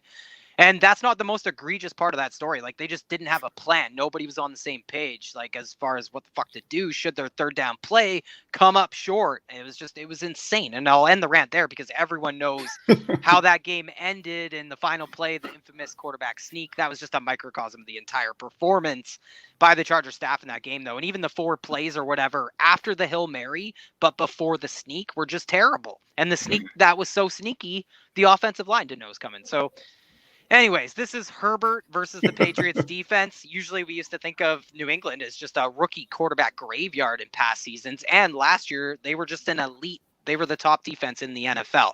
This year, they're one of the worst defenses in DVOA. It's just crazy. And the Chargers are actually favored in this game by 1.5. So they'll lose by 1, undoubtedly. But the total is just 47 here. And while the Chargers passing game is prolific, the Pats passing defense isn't a pushover by any means. And the offense, the Patriots run game is actually set up pretty nice. So what do you think, Justin? Should we temper our expectations for fantasy in this one? Or do you think the Chargers will be able to do Chargers things in this one against New England? So I don't think that it's going to be like a super high scoring game. I think the Patriots are going to try and slow this game down some and not let Herbert do what Herbert has been doing. And Bill Belichick is, I mean, he's a defensive genius, like when he comes up with his strategies. So I think that he will be able to do it and out coach them basically. I'm not saying I think they win the game, but I think he'll be able to slow down the offense and keep that point total a little bit lower. Yeah, and I totally agree. I think it might come down a little bit to Cam Newton because I think they are going to have success with the run game, but what can they do on 3rd downs and stuff? Like, yeah, that might have been maybe the worst game I've ever seen Cam Newton play last week. He went like 9 for 18. He had under 100 yards, 2 interceptions, but it is a nice matchup. So, Jules, what do you think? Are you going back to the well for Cam? Is he a top 15 guy this week? Oh, man, like in single QB leagues, excuse me, guys. Cam's a tough start for me, but, you know, in super flex leagues, I'll roll him out there as my QB2. And I do think that the upside's there, but I just think it's capped, man. Like, this team is a top 5 rushing offense, and that's fantastic. But when you look at it, we really break it down. Like, Damian Harris has been taking a lot of that volume, and Cam's become less and less prevalent in the running game. And there's almost no offensive game. Like, I don't really want a whole lot of pieces at all for fantasy in this game.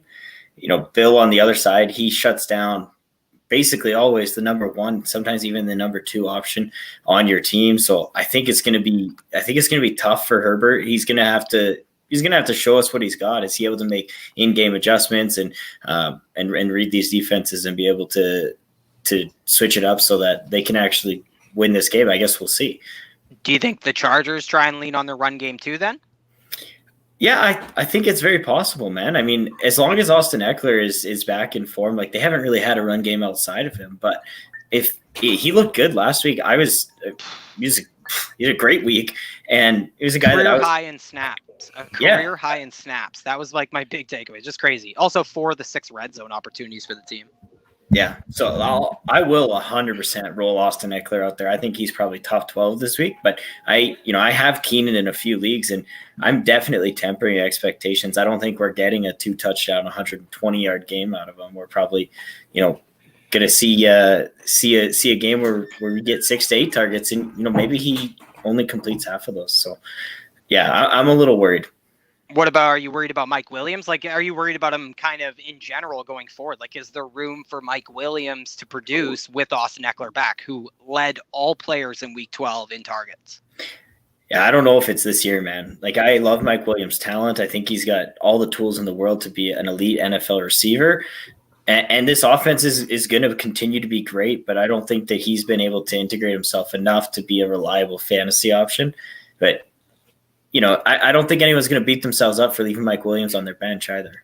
If he goes for 2 touchdowns, it sucks, but that is what it is. Well, I think the thing I'm noticing is that he had just 5 targets last week. Exactly. Hunter Henry had 10, right? So is it Hunter Henry that is kind of ascending and becoming sort of into that second tier at a tight end, elite tier, whatever you want to call it? Is that the reason Mike Williams can't produce, or will these two continue to eat into each other? And we're just kind of waiting to see Mike Williams kind of take a little bit more of that volume and touchdown production. Yeah, I honestly think all 4 of the offensive fantasy weapons on this team can be effective for fantasy on any given week. I really do. These are all talented players. I just think the matchup has to be there, and it's got to be a high scoring game. So the matchup is sure there for the running backs on the other side. If you're looking at it, like what I noticed is that, like, I'll just go to you, DBrown. Do you have Damian Harris ahead of James White? Because I have seen some rankings with James White ahead of Damian Harris. How do you see that? No, I think the Patriots still seem to want to establish the run game pretty frequently, week in and week out. So, of course, with Rex Burkhead heading to IR, that kind of put James White back on the map for me. But I'm still Damian Harris over James White if I have to plug one into my starting lineup. Yeah, and unless they're way underdogs, unless you think the Patriots are down early, playing from behind, I totally agree.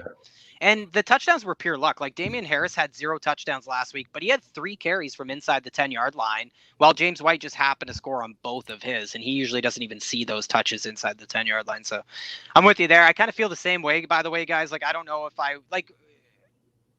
what I'm doing with this wide receiver room. Like, Jacoby Myers, is he a wide receiver 3? What do you think, Justin? Or is he on your bench? Jacoby. I don't know. I mean, their offense, I don't think has been able consistently to support it. Obviously he can be. It's just the consistency is the issue. They're just not generating points, and that's hurting all these wide receivers out there. I have a hard time leaning on any of these guys. I would love to see him be that weapon for them, but right now their offense just can't support that. Yeah, like, not all percentages are created equal. This is actually his target share in the offense since week 7. 24%, 40% of the targets, 40% of the targets, 41%, 7%, 33% of the targets last year. So in 90% of offenses, this guy's like a high-end wide receiver 2 minimum. But yeah, right. I struggle to even consider him a wide receiver 3, even in this good matchup. And I think Cam has still only thrown 1 touchdown pass to the wide receiver position all ceiling. So just all season. So no ceiling. To entice us, yeah. I literally have him 1 spot outside of the wide receiver 3. Yeah, and that's probably he's going to be on that borderline every week, just so we can say we ranked him top 40 when he does finally eventually score a touchdown, because he hasn't yet. So I'm going to move right along, guys. Let's go to the New York Football Giants at the Seattle Seahawks. Don't look now. A battle of division winners. It's been a decade since the G-Men actually beat the Seahawks. 2010, that's a 4-game streak. The Giants beat the Bengals last week, put them in first place, and made them kind of cheerleaders for Seattle on Monday Night Football. It was hilarious against the Eagles. Just to mention, the Giants were 100-1 to win the NFC East at one point this offseason. So do you guys, this is just a 48-point total. Is that right? Wow, that is low. I guess that has to do with Colt McCoy. DBrown, do you think Seattle can score enough points to make this game go over? They do score about 30 points per game this year. Yeah, no, I think Seattle can probably hit that total on their own. Hopefully Chris Carson can kind of get back to form here. Kind of got into action last week, but you were pretty disappointed from what you saw. Hyde was out there getting a lot of that work. So hopefully Chris Carson another week healthy. Like to see him come out. This should be an opportunity for Seattle to really establish their run game.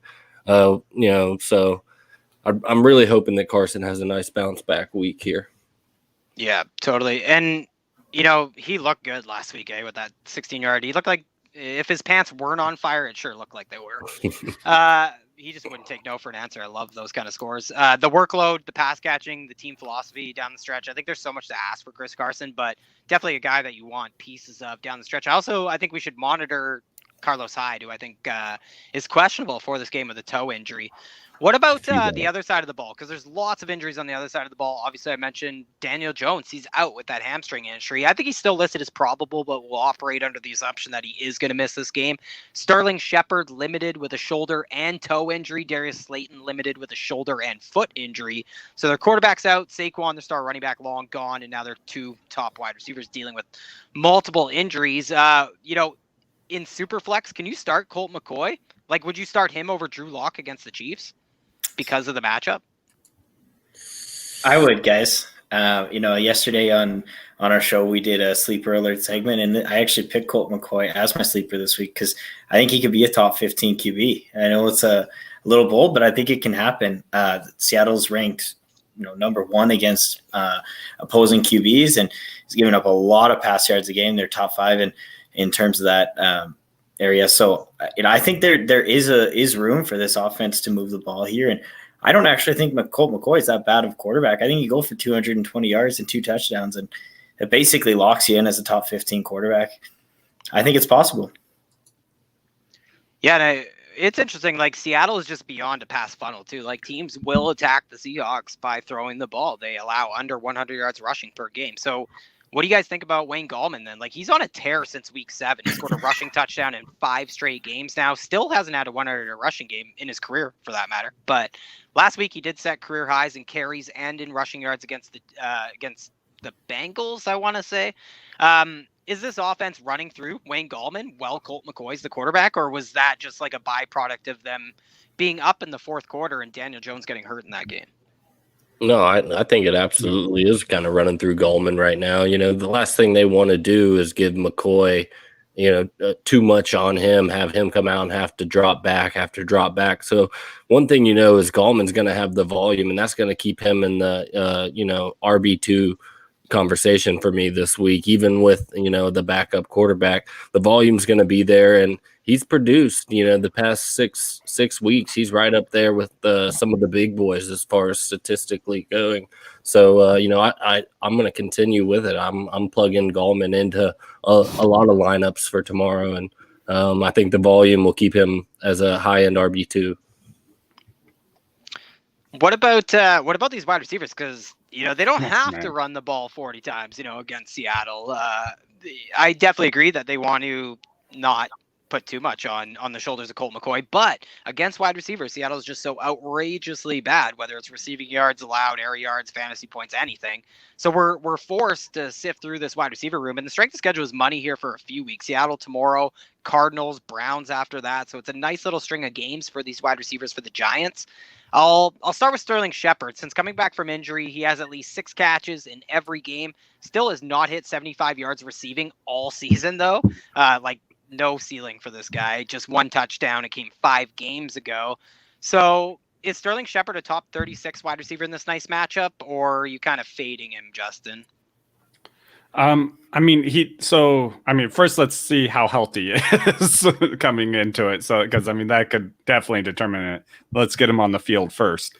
But assuming that he's healthy, I think that he does make it inside the top 36 just with this, like you said, this matchup. He's got a great matchup. If Colt McCoy is going to be in the top 15, he's throwing the ball to someone. Totally. So I think he's actually looked really good. Like, watching him play, him running routes and stuff looks amazing. So it just sucks that he's playing for a team that doesn't score very often. So with Colt McCoy there, I don't think it's going to be great for them, but there's going to be points to be scored still just because they're going against the Seattle defense. So I think he'll be their number 1 wide receiver this week.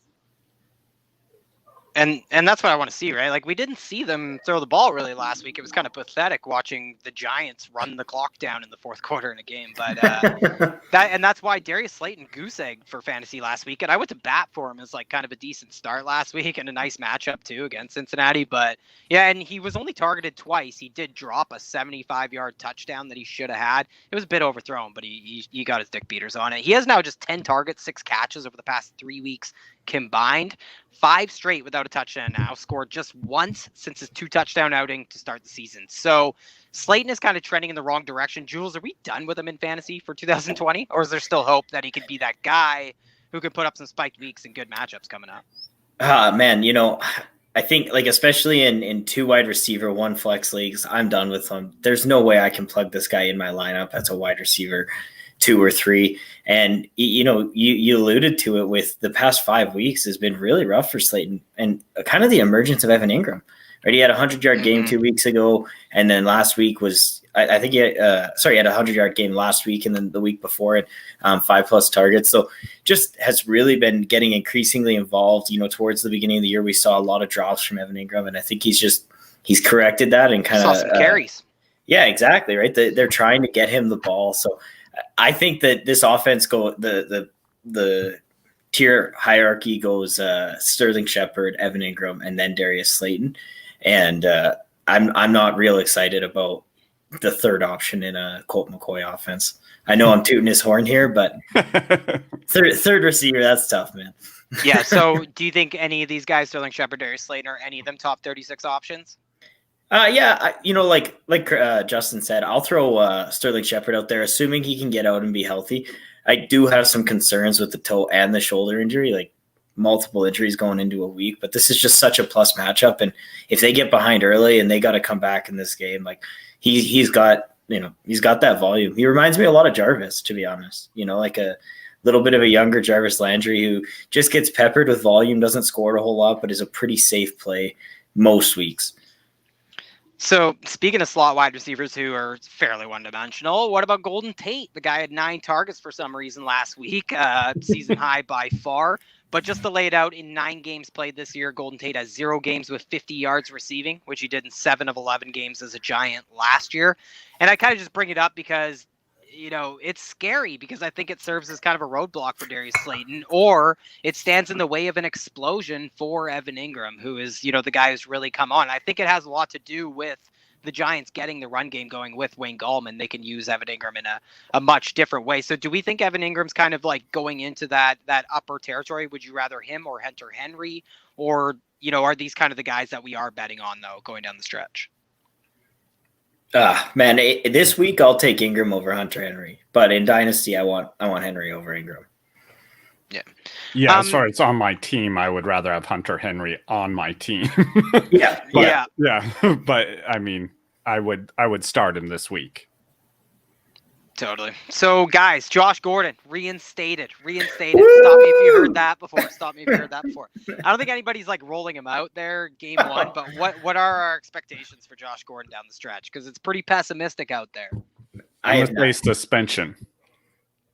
Yeah. Is that suspended in about 48 hours once he gets drug tested? Yeah, so I wonder what it does for someone like David Moore, who's been kind of available in deep leagues when he scores and all that stuff. But are we worried at all about Tyler Lockett, because he's been kind of quiet lately, and there's always a moment of realization when you start Tyler Lockett and you realize he's not going to blow up that week. That might be one of the worst feelings on the planet, where you're like, shit, Tyler Lockett is not going to blow up this week. Yeah, he goes out, scores 2 touchdowns in the first quarter, and you're like, sweet, this is a Tyler Lockett week. Exactly. But then, you're exiting halftime, and he has 1 target, 0 receptions. And DK, right? Like your league leader in receiving yards right now. He did have that flailing DK like drop in the end zone after Slay just fell down on that route. But he left that on the table. But man, like DK that drop put me in the fantasy playoffs in my home redraft league. So wow, right on.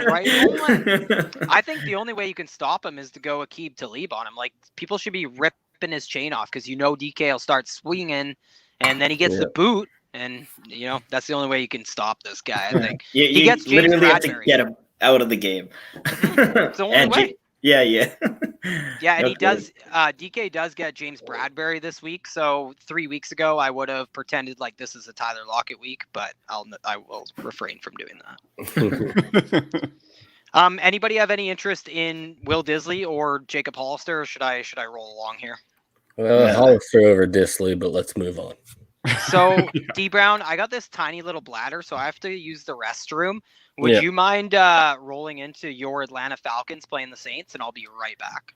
Let's do it. Cool. Thanks, man. All right, we got the Saints coming down into Atlanta. Saints are the money on the road, and Atlanta has not been good at home. The rematch, Saints won 24-9 in just week 11. Taysom Hill looked good, a couple of rushing touchdowns. Latavius Murray, Alvin Kamara, not getting any receptions, but still kind of dominated Atlanta just a couple of weeks ago. Jules, who do you like from the Saints side of the ball here? Do you have trust in Alvin Kamara having kind of a bounce back week, or are you fading him a bit? Man, it pains me to say, but I am fading him. This is a plus matchup, but we've seen what Taysom Hill is doing when he is under center. Like, this guy scored 4 touchdowns in the 2 games he started, rushing touchdowns, and has only thrown for, I think, 1, and had that deep one to Emmanuel Sanders that got called back 2 weeks ago. So, I worry about Alvin Kamara. I think that he's like, you're starting him. No one's benching Alvin Kamara, but I'm definitely just with Taysom Hill, I just think that upside is capped. He's not getting any of those dump off passes, nothing like that, because this fucking Taysom can't throw the ball away. He just holds on to it, pulling a Carson Wentz. It's frustrating to watch. As a Kamara owner, it drives me nuts. Yeah, so. I think with Kamara, I have him outside. I agree, he's capped because I think he's outside that top, the top tier of running back at this point. Definitely. Yeah. But I still think he's a RB1 this week.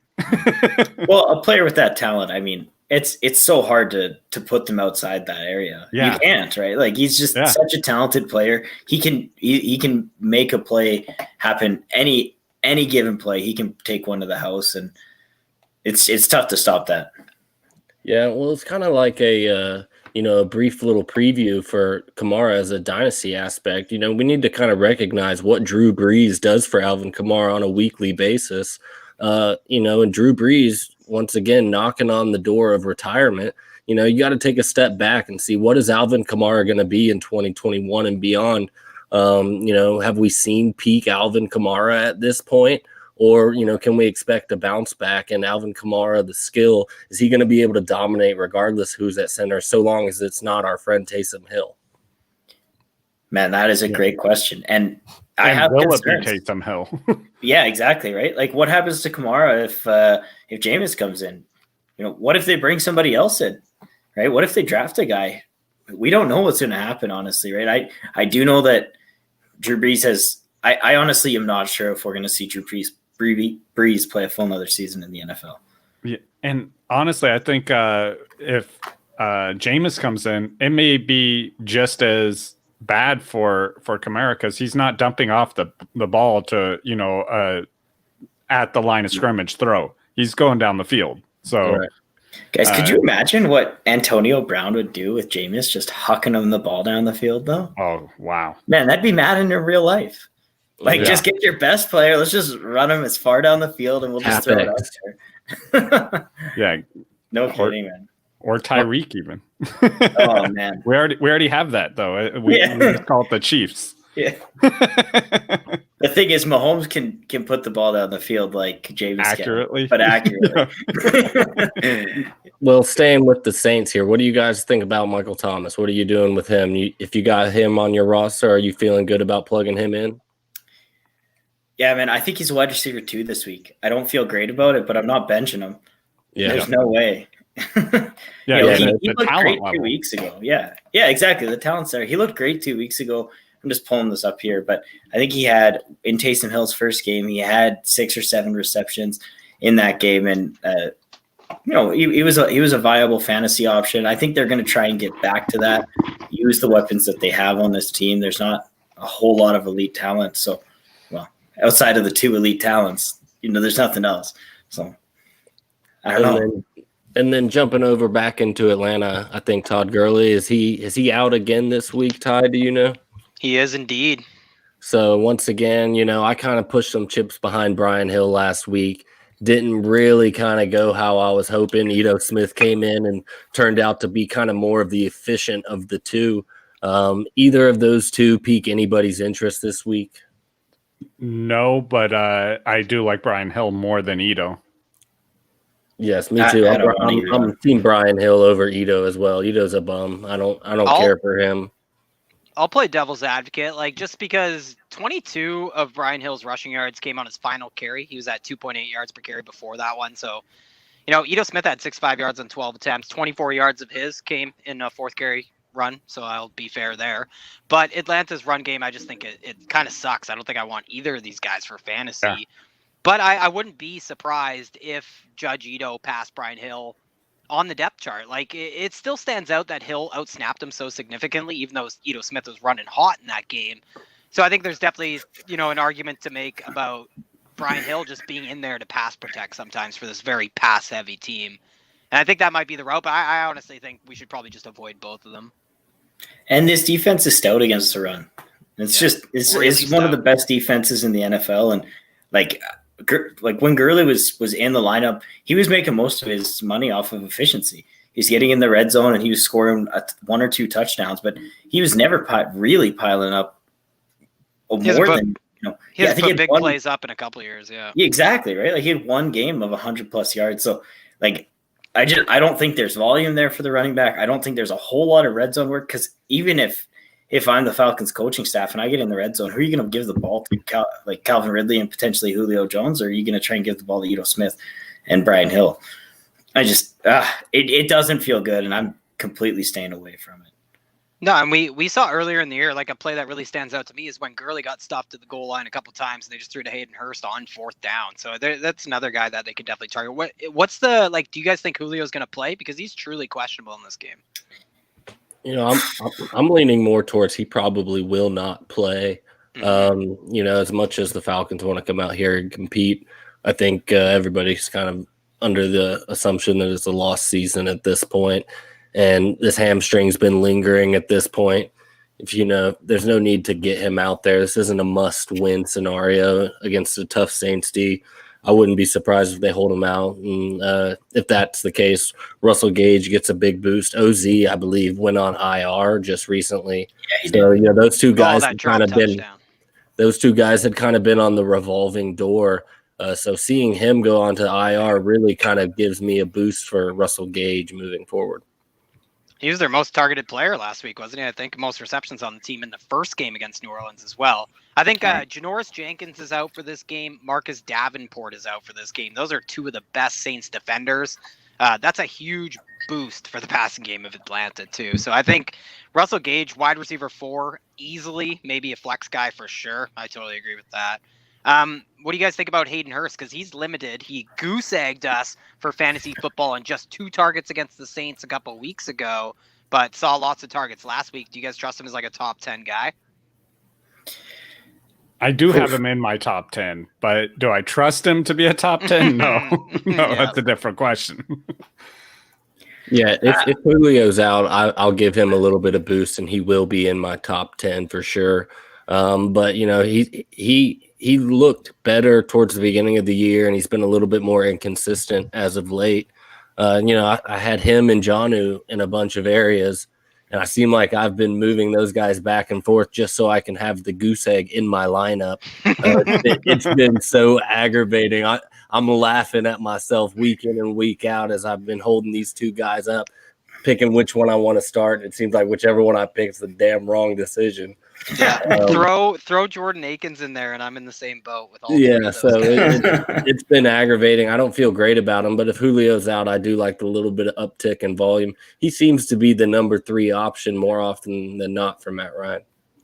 Yeah. What about did you guys talk Alvin Kamara? I imagine you guys did. Oh yeah. Yeah.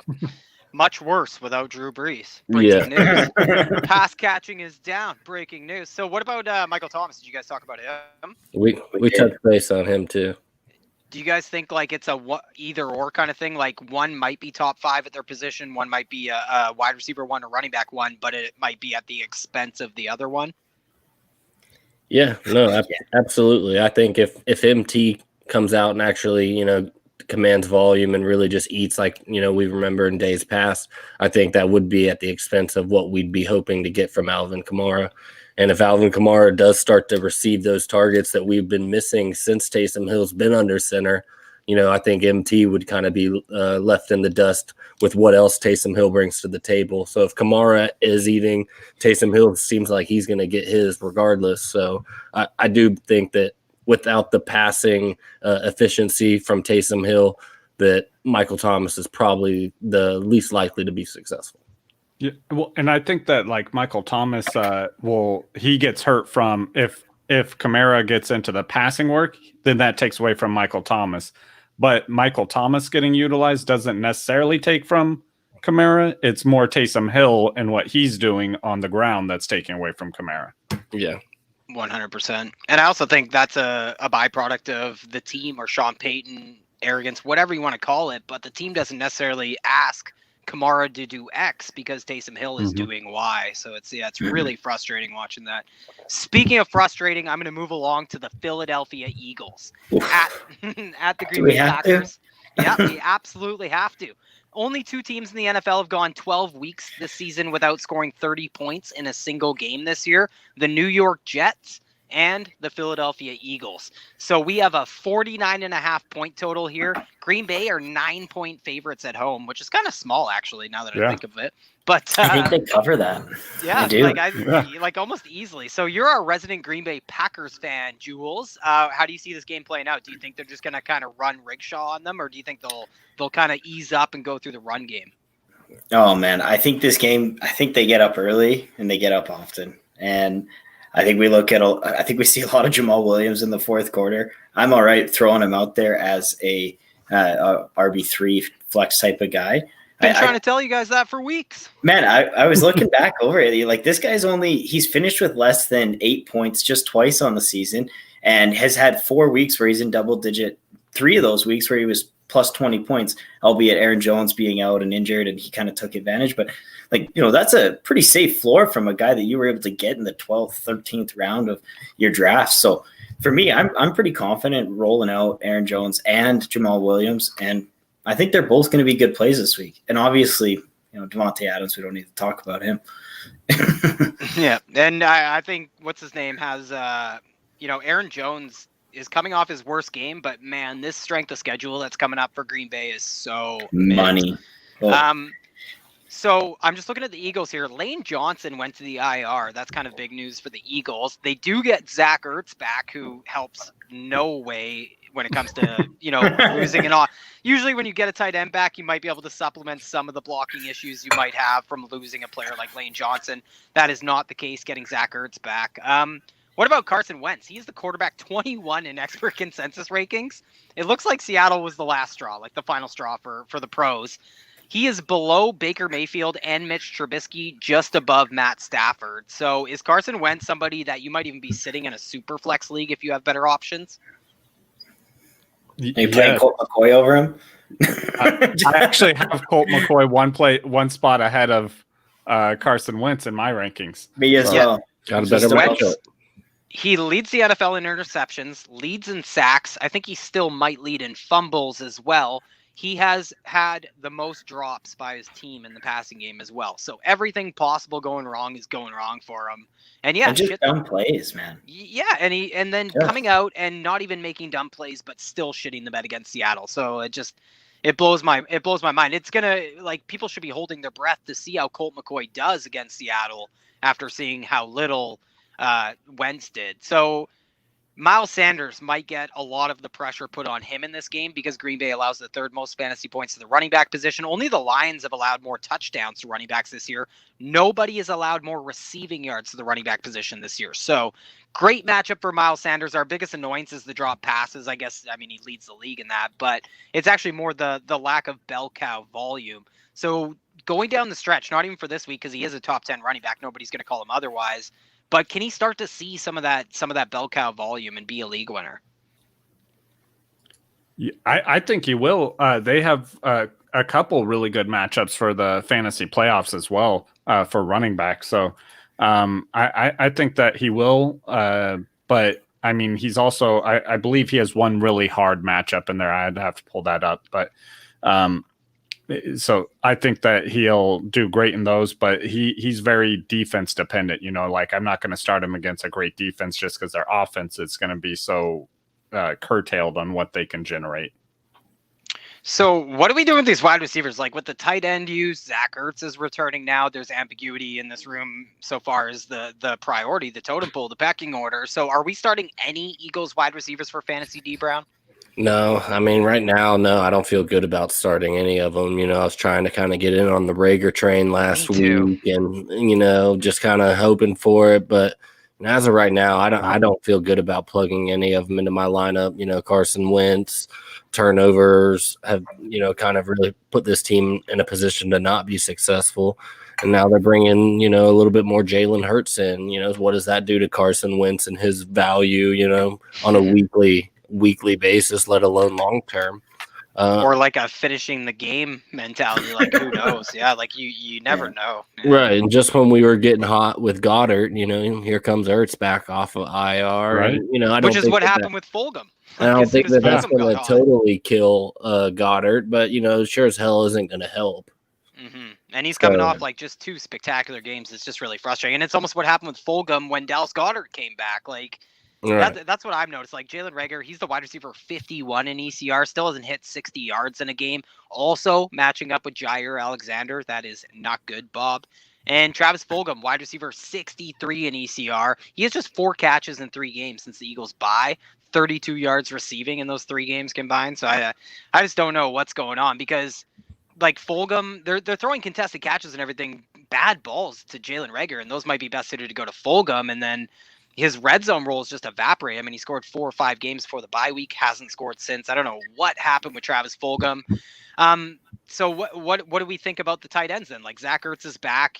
DBrown, you said not too worried about Dallas Goedert, but do we think that Goddard kind of falls below some of those guys that we're talking about? Like, or is he still ahead of guys like Hunter Henry and Evan Ingram? No, I'd probably rather play Hunter Henry over Goddard, with Ertz being back. Once again, it just kind of comes back to quarterback play. Herbert's been playing well, and I feel like he presents a lot of upside for the guys around him. When Wentz, you're just hoping that they can get down the field without turning the ball over. So, like I said, I was riding Goddard hot the last couple of weeks, but I think Ertz coming back does kind of muddy those waters just enough with the inconsistency from Carson Wentz to give the guys like Evan Ingram and Hunter Henry the nod over Goddard this week. And are you leaving Ertz on your bench? You're not going to start him in his first game back? No, I'm typically coming back from any type of injury. I'm a 1 week back before unless I'm in a bind, and of course I'll throw him out there. But typically, he's going to be a back end or tight end 1, to high tight end 2 for me this week. Yeah, that's going to be a tricky one for some people who have like ugly tight ends that they've been streaming, because I'm in that situation. I'm just playing Eric Ebron over him in one league. I'm like, nah, I'll take Ebron over him. Yep. Sorry, go DBrown. I said I'll take Ebron over Ertz this week as well. Yeah. So Devontae Adams, everyone will take. He gets Darius Slay, but who cares? And seeing DK make plays, even with Slay in good coverage, maybe Rodgers notices that, and so he won't have an issue throwing contested balls to Devontae this week. Slay is also dealing with a calf injury, FYI. But we are back to the Allen Lazard. Is it a DK Metcalf injury? So we are back to the Allen Lazard MVS debate, guys. MVS is kind of the guy that was coming on. Allen Lazard scored last week, but just 41 yards receiving in his 2 games combined since returning from injury. So who do you guys want out of those two, and are either top 36 options ever? Oof. Man, I don't want to play either of those guys. I'm going to be like, I love Aaron Rodgers. I love this offense, but the touchdowns are going to Devontae Adams, Aaron Jones, and the occasional Jamal Williams. I don't know who it's going to be. I think with Lazard back, he takes on more work than MVS was getting, but they kind of split the load.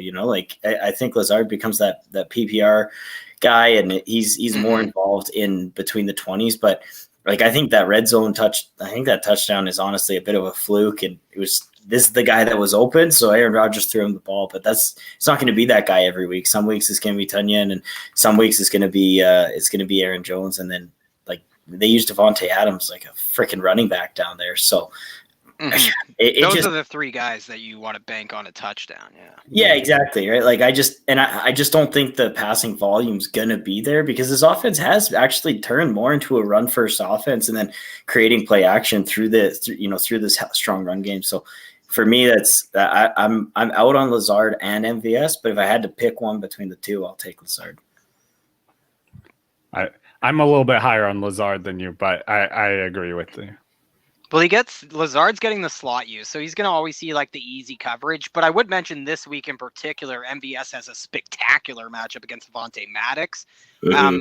It's kind of one of those things where I wouldn't be surprised if in the first half Green Bay throws 3 touchdown passes because these are some serious speed size mismatches at wide receiver and cornerback. But I think what you said was kind of nailing the hitting the nail on the head. Man, I can never get that expression. I always miss that expression I know. too, man. It's an exact science or an inexact science. But yeah, like your head up a bull's ass. Thank you. Go with that one. That is Nice. much easier. So yeah, I just think you nailed it. Like we've devalued the wide receiver 2 in an Aaron Rodgers offense since Jordy Nelson left. Like it's just been the way. And then it was just exacerbated by LaFleur coming in and rolling out some of the schemes we've seen. So you brought up Robert Tonyan, not to be confused with Robert Tonyan. He's got to be a top 10 tight end this week and going forward. We talk about the reliance or the expectations of touchdown scores and how they finish in fantasy. Are you guys big Robert Tonyan top 10 tight end proponents, or are you guys kind of skeptical? I'm skeptical myself. I have him just outside my top 10. So do you have Eric Ebron ahead of him this week? I do. Do you have Hayden Hurst ahead of him this week? Yes. Yeah, so that's kind of like a tier I put those guys in, but I think I would actually have Robert Tonyan. It's the 3 of those in a row. Is it? Yeah, cool. Right on. Yeah. Well, just in is that Julio Jones and Todd Gurley are both expected to play tomorrow. Oh, Todd Gurley as well. Yes. Wowza. So I need to adjust my ranking accordingly, but that just came across the wire about 5 minutes ago. So Julio Jones has had a lot of success against the Saints in his career. So is Calvin Ridley. Both play as well. So I don't think this downgrades Calvin Ridley as much as some people might make it out as well. You know, Janoris Jenkins. Yeah, exactly, because Janoris Jenkins is out, so he might get a spectacular matchup this week. But I think overall, it just lends to the fact that like Todd Gurley coming back is less important in my opinion than Julio coming back, just because I think they do try and pass a lot in this game. Agreed. I will say Todd Gurley coming back, I think that hurts Calvin Ridley's red zone targets a little bit, just because he gets a lot of those like 10-yard red zone targets, and I think a lot of that it ends up going to Gurley when they're down there. So temper expectations a little bit, but I do think it opens up the field for him in between the 20s. And that's what I'm saying. Scores accidentally. Mm-hmm. All right. Okay, so we talked about those tight ends. We don't need to talk about so let's just move on here. I guess we'll go to the Raiders. The Raiders. So the Raiders are going to the Big Apple. Las Vegas, guys, is 7-4 against the spread this year. So I've really made some money on the Raiders this year. And the Jets are +8, so 8-point favorites for the Raiders. What do you guys think? Do you guys think the Raiders are that much better than the Jets, who have really actually come on in the last few weeks? Sounds crazy to say. Yeah, no, I like a Derek Carr bounce back week this week. Josh Jacobs being out. I think that Carr is going to kind of have to take over, and he's got the matchup to do so. The Jets have been, beat up in the secondary. So I think if the Raiders are going to move the ball, the path of least resistance is for going to be Derek Carr to air this ball out a little bit. And I think the Jets probably can't offer as much resistance as is last week's matchup. Like the Falcons actually just came out and had a studly game, and Deion Jones does what he does best, scores pick sixes. So I do think, I agree. We're starting him. He's expert consensus ranking quarterback 14, so 100% a top streaming option this week. Are you starting him over Cam Newton against Chargers, DBrown? Yes. Yeah, that's a decision I had to make in a league, and I didn't like it. Yeah, I don't like that decision either, but yes. So Josh Jacobs, his day was cut short after 10 touches. He also had a fumble last week. The Falcons, man alive, they balled him up. So he suffered an ankle sprain. He is out this week. So Devontae Booker gets the world, basically. He gave us a couple of money weeks a few weeks back. He is in a good spot against the Jets, and you have to think he could see a ton of use in the second half, favored by 8 points in this game. So, Jules, do you think he's a running back 2 with Jacobs out, or is Booker a running back 1 this week? No, I think he is a 2. I think that Jacobs being out actually is a bigger boost for Carr. I think they're going to rely a little heavier on the pass game. I think Nelson Aguilar has a big game in this one. 100-plus yards and a touchdown is what I got him projected for. And I think we could even see a little bit of Henry Ruggs come to life here. Right? Did a little bit last week. Yeah, well, honestly, man, I mean, he was getting targets last week. He got some red zone targets, but the biggest thing that I saw was that Derek Carr was actually trying to feed him the football, which we haven't seen it all throughout pretty much the entire season. He's kind of been a 3rd, 4th, even a 5th option at times, and Derek Carr was actually trying to get him the ball, which tells me they want this playmaker to actually try and make some plays. So I'm not excited about playing Ruggs, but I do think he can get involved here. Like I said, I love Aguilar. I think Renfro is going to be a pretty safe PPR option that you can rely on. And yeah, I actually think Derek Carr is a top 12 option this week. Yeah. Yeah, and you mentioned those, but so the Jets have allowed the 6th most air yards to wide receivers, or maybe overall, but that aligns really well with the skill set of the wide receivers on Las Vegas. Yeah. Where do you stand, Justin? Have you been starting any of these wide receivers for the Raiders, or is it too volatile for you? I haven't been, but I'm okay with it. Like you said, this is a good matchup for them. I think I've thrown Ruggs out there a couple times in desperate situations, So guys, Ruggs or Travis Fulgham? Asking for a friend. Oh, I go Ruggs. Yeah, Ruggs. Yeah. Gotta for sure. So it brings up a good point, because Nelson Aguilar is a high-end wide receiver 4. He's a top 40 wide receiver this week in expert consensus rankings. So I think we could all agree with that. Obviously, there's a little volatility associated with that ranking, but should it be set in stone? Because it seems to be, when you look at expert consensus rankings, that Aguilar is a better option to start in our fantasy lineups than Henry Ruggs.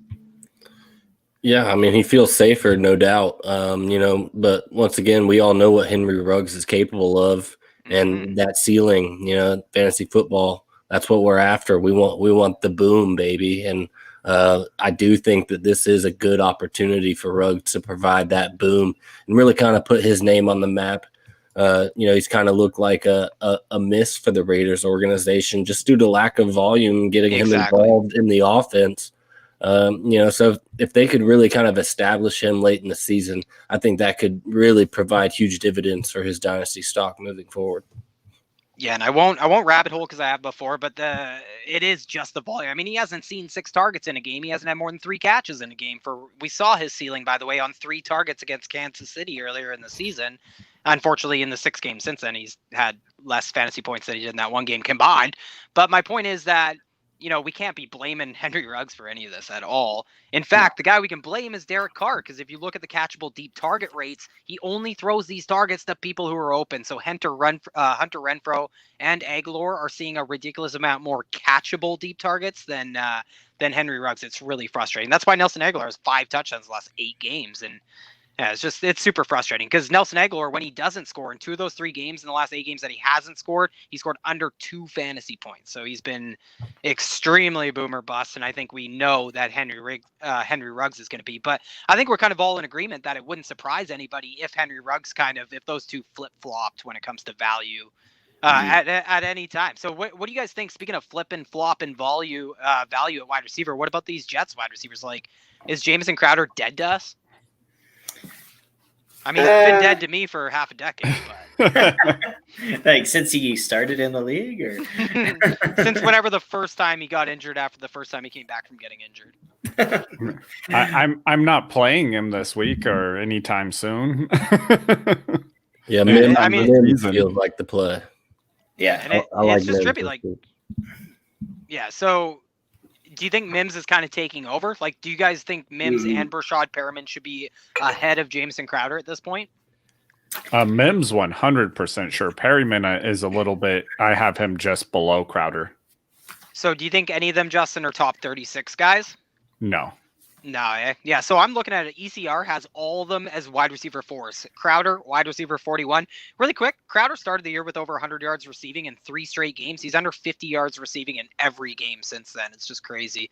Brashad Perriman, wide receiver 44 in ECR. Denzel Mims, wide receiver 47 in expert consensus ranking. So yeah, I was really surprised about that. I have Mims at 38, Crowder at 45, and then Perryman at 47. Yeah, see, and that sounds about right to me. I think maybe I would rank Mims and Perriman pretty close to each other just because I do think that, the ADOTs, everything's pretty similar. I just like Mims more, you know what I mean? So I think it's an interesting one. What do you guys think about Aguilar against these guys? Like, would you rather start Nelson Aguilar or one of these Jets wide receivers? Oh, I love that you brought it up because I was actually looking at that just a minute ago. I have Aguilar in the middle of these guys. So. Really? Yeah. So you have Mims ahead and then Aguilar's in there and then you got the other two. Yeah. No, I'll confidently start Aguilar over all 3 of the Jets wide receivers. Yeah, I think so too. Cool. And we are confidently starting Darren Waller, and we are never starting Chris Herndon, unfortunately. Don't even say his name. Well, I'm sorry. Bridge to nowhere. So I will use that as a bridge to a division rivalry game. Let's go to the Detroit Lions at the Chicago Bears. And we are, over 2 hours, so I'll start going rapid fire here because I really feel bad that I take so much of my guest time all the time. So, man, you know what, Tate? We're doing pretty good, though. We're doing better than normal. So, kick rocks, Brian. Never come back. Kidding. Speaking of never come back, the Detroit Lions and Bears could play no more games the rest of the season, and I'd be happy. This is a 45-point total. The Bears are 3-point favorites at home. Do we think the Lions can have any success? We have Kenny Golladay, by the way, out again in this game. We have Khalil Mack out for the actually, I'm not sure. I haven't double-checked that, but Khalil Mack did not practice with a back injury earlier in the week. So where do you guys stand on this game? Do we think the Bears are going to win? Do we think the Lions could have some success on offense? Oh, man, as ugly as it is, I think the Bears do have some success in this game. Even going back the past 3 years, every single time Mitch Trubisky has played the Lions, he's been a viable fantasy option. I think I can't even say this, but I think he's a top 15 quarterback this week against this putrid Lions defense. And I think the weapons on that team can be effective. I love Monty in this game, and I love Allen Robinson. Outside of that, I'll take a flyer on Darnell Mooney, but anyone else on the Bears side, I don't want any involvement in. Yeah, Mitch has played really well against the Lions. He has 3 passing touchdowns in each of the past 4 games against Detroit, averaging 25 fantasy points against them. Best game from this season was against Detroit. Interestingly, under 30 yards rushing in all 4 of those games. But I would point out that he has been so much worse throwing down the field this year compared to past seasons. And we trusted him against Atlanta for fantasy earlier in the season, Mr. Trubisky, and Foles replaced him in that game. I'll never forget it. It's imprinted on my fantasy soul for 2020. But just to lay that out, he is 2 for 20 on deep ball attempts this year. He has 3 interceptions, more interceptions than completed deep ball attempts this year. So what do you guys think? Is Darnell Mooney is an air yards machine, but I'm pointing out these deep ball attempts and completions. Is Mooney getting a little bit overranked this week? Do you guys think? I like Mooney. They're both Mooney and Robinson are expected to play without any pregame setbacks. I like them both this week. Detroit Lions secondary hasn't been good really, so unfortunately, Mitch Trubisky's deep ball hasn't been there, or else Mooney would have some statistics that we'd all be talking about. Oh my God. He's definitely surpassed Anthony Miller in the pecking order as far as playing time goes, and I like him here. I don't mind him as a wide receiver 3 this week, and I do, like Jules said, I like Mitch in this spot as well. I'm actually starting him in a couple of super flex leagues. And for the record, like his only 2 completed deep ball attempts this year did come in week 1 against Detroit. So you never know. And 62 deep ball attempts would be the number of Nick Foles and Mitch Trubisky combined this season. That would be tied second with Aaron Rodgers. So that's just crazy. And what is even more crazy is Chicago is tied for the fewest team drops this year. They have just 10 all season. That like they haven't left anything on the table. Like it's just hilarious to me. And it's just because their quarterbacks are trash, but their receivers are elite. Yeah, and the defense has been pretty good too. It's just crazy. Oh yeah. So David Montgomery, let's talk about defense. Like Detroit, yeah, their secondary is pretty shitty. Their run defense is putrid. And David Montgomery, he's coming off the biggest play of his life, 57-yard run last week. Never thought I'd see that. Was against Green Bay. But, nothing lends to Chicago throwing the ball or Mitch scrambling with his legs for that matter. And David Montgomery has momentum for the first time ever. The running back matchup is just crazy. Over 165 yards from scrimmage allowed by Detroit. Running backs have scored 21 times against Detroit, by far the most. They score over 30 half PPR points against them. So is David Montgomery like a running back 1 this week? Is he somebody we even target in DFS maybe? I have him as my running back 11. That is high. Yeah. But not unjustified, yeah. Yeah, he looked good last week. Yeah, all right, so... And the matchup, like he's just got a good matchup. Because I'm not a huge David Montgomery fan, but I think the strength of schedule was a lot of the reason that I accepted a lot of the buy David Montgomery discussions that were coming around a few weeks ago. What about on the other side? Because we were all buying DeAndre Swift around that time, that's for sure. He was limited, early in the week with the concussion, missed last week with that concussion, but now downgraded midweek with an illness or something. But he's not going to play. And the Bears are a pretty tough matchup for running backs. Do we have any interest in these other backs? Adrian Peterson, Kerryon Johnson would either crack top 24. No, not really. I mean, I think you were lucky if you started AP last week and the beginning of the game, he fell into the end zone twice, but pretty much after that, he didn't do anything else. Against this Bears D, I don't really care for either 2 of those. In my starting lineup. I do kind of like Quintez Cephas this week as kind of a deep dart play, whether it be DFS. The Lions actually just cut Marvin Hall. Yeah. I don't know if you saw that. Yeah, saw that or not. It's supposed to open up a little bit more playing time for the rookie. And, Marvin Hall was getting a pretty good amount of snaps over the course of the season. So look for Quintez Cephas to get a bump in playing time over the remainder of the year. Totally. Like he almost will have to play the lid lifter in that offense. So that's really trippy because I don't think Marvin Jones can do it really anymore. Because Kenny Golladay is out again. That's the preface here. But that also means Kyle Fuller will be lined up against Marvin Jones. That is a brutal matchup. And, the Bears are a brutal matchup for wide receivers in fantasy. Third worst. Wide receivers have just 7 touchdowns in 11 games, which is the other way that Marvin Jones can possibly win. So do you guys think is Marvin Jones outside the top 36? Like we're not even starting Marvin Jones this week? No, for me, I have no interest. I just think. Sorry, go on, Ty. Well, I was going to say, what do you think in context of a T. Higgins against the Dolphins or a Marvin Jones? No, I lean T, man. I believe in the talent there more, the big body receiver, regardless of the QB situation. You pointed to it yourself with Fuller, and I know that Ryan Tannehill is still dealing with that torn ligament in his hand. And there's just so many things that lead towards this not being a great game for any of the Lions' weapons for fantasy. I'm honestly out on most of this team as a whole. Yeah. So let's go out on this team then as a whole. TJ Hawkinson, we can mention he's a top 5 tight end this week easily. And for some reason, Chicago is just a tight end funnel for fantasy this year. They're really tough against every position except tight end. They're a top 5 fantasy matchup. So moving on, we have the Cincinnati Bengals at the Miami Dolphins. This is such a tiny over-under. The total is 42.5. The Dolphins are favored by 10.5. That implied total for the Bengals is puny. So let's start here. Who plays at quarterback for Miami?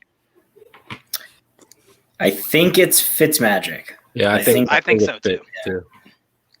Yep. I hope it is, honestly. I got Devontae Parker in a couple leagues. So Jules, is it as simple as saying if we own Parker, we want Fitzmagic starting? If we're invested in the run game, we want Tua? Okay. 100%, man. Yeah, and honestly, with all the injuries in the running back room, if they want to play how they're playing under Tua when he was in there, they might be just better served to play Fitzpatrick with all the injuries in that running back room. Mm-hmm. So Myles Gaskin, by the way, he could be a league winner if Tua is the quarterback back under center. He returns in this game. He was a solid running back too, scoring over 14 points per game in PPR before going down. Do we think he returns to running back 2 status? Like, what end of the spectrum do you think he falls on in that running back 2 range? I have him just inside my RB2, like he's the back end of the RB2, so right at the end of that RB2 spectrum for me. Who do you have higher from this game? Do you have him or Gio? I want to say I have Gio. Yeah, because I think that's a decision a lot of owners will have to make, right? Somebody who got Gio on waivers and has been waiting for Gaskin to return. I have Gaskins just ahead of Gio. Sorry, I have Gio at 25. Sure. That's the classic change on the spot. Yeah, I had to consult my rankings. No, and I think it is really close for a lot of people. And, if you had to start one, I think I might go with Gaskin just because Samaje Perine has been a little bit involved in that implied total is just so tiny. Mm-hmm. And Salvin Ahmed, he is doubtful for this game. Matt Breida is dead to us as ever.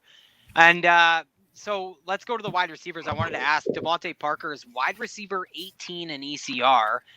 Would you guys start Devontae Parker or Brandon Cooks in that matchup against the Colts? I'll take Parker. Yeah, I lean Parker too. What about Parker or any of the 3 wide receivers from the Steelers? Maybe rank those 4 guys for me, Jules or DBrown. I'll go Deontay Johnson, Parker, Claypool, Juju. Boom. Yeah, man. I have the same order. Yeah, I think it's pretty close, and I might just throw Juju at the back just because of the lack of ceiling, but he might have the better floor out of some of those guys. But yeah, I really like that ranking. That's the way I think I'd go as well. And just to mention that we want Fitz, this season, Parker averages over 15 points per game in PPR with him. Parker averages under 10 points in fantasy under Tua.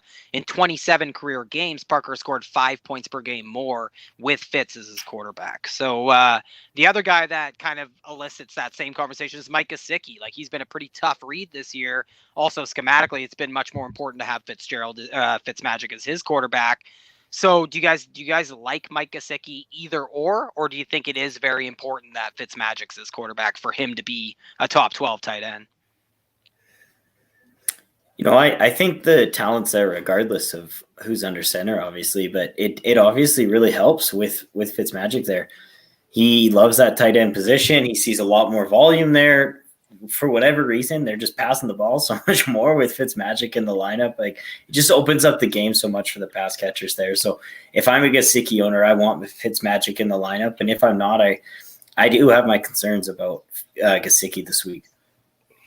Yeah, in 6 games, with Fitzmagic as his quarterback, he scores over 11.5 fantasy points, under 5 fantasy points per game in the 5 games with Tua. So they're definitely not letting him go out to the slot as much with Tua, definitely leaving him into block for whatever that's worth more with Tua. Speaking of frustrations because of quarterback, what are we doing with these wide receivers? I know everyone says T. Higgins is quarterback proof after one game, after 1 second half, in my opinion. Is that true, or am I my bias bleeding through? I mean, I'd like to think so, but you take away that 1 touchdown grab from last week, and we're not ranting and raving about how T. Higgins is quarterback proof. I love what I've seen out of him this year, but if I don't have to start him, I might be tough matchup too. Yeah, I might be looking at other options this week. Obviously he's a great dart, but Miami Dolphins defense has really stepped up this year. And, a backup quarterback is a backup quarterback. Even if Brandon Allen seems serviceable, I'm not expecting necessarily any boom game from Higgins or Boyd. So, tempering expectations, at least to that degree, while it might end up being something that I'm okay with at the end of the day, I don't believe it's going to be something that I'm really excited about. Yeah, I think that's a good point. Like, you're not going to regret not starting these guys. I don't think. Yeah, that's one that because I keep starting Boyd. I think I'm going to start Boyd again in a league. I'm actually going to start him over T. Higgins in a league. So I know I feel like I'm the last man on earth doing that, but I think this week in particular with the tough matchups at outside cornerback, I kind of like Tyler Boyd still. So I know I feel like I'm the last one, but there's definitely no way both can produce in the same week. I think that's a good point to make. 100%. And I actually think it is a Tyler Boyd week. I think the guy in the slot, he's an easier receiver for a young quarterback to hit, a backup quarterback to with a shit line. Yeah, like that's just like it's closer to the quarterback. It's physically just the easier target to target. I think Tyler Boyd probably outproduces T. Higgins in this one. Yeah, Xavier Howard's been lights out. Totally. Yeah. And what we'll see in this game is Brian Flores really outproduce Zach Taylor. I think that's another trend I'm watching is this coaching staff in Cincinnati. So let's go to a spectacular set of coaches here. The Buffalo Bills at the San Francisco 49ers, two of my favorite coaches. This is a Monday Night Football game. I'm not sure if it's Monday Night Football 1.0 or Monday Night Football 2.0. But it is a very low total considering how good the Bills' offense has been at points this year. So it's a 47-point total. What is really shocking is San Francisco was just a 1-point favorite. I straight up got in at San Francisco being a 2.5-point underdog. So I was surprised that the money has really come in on the 49ers. So I got to go to you, Justin. At home here, or are they at home? I mean, they are playing in Arizona, I believe. Is that true? And how do you think this game plays out?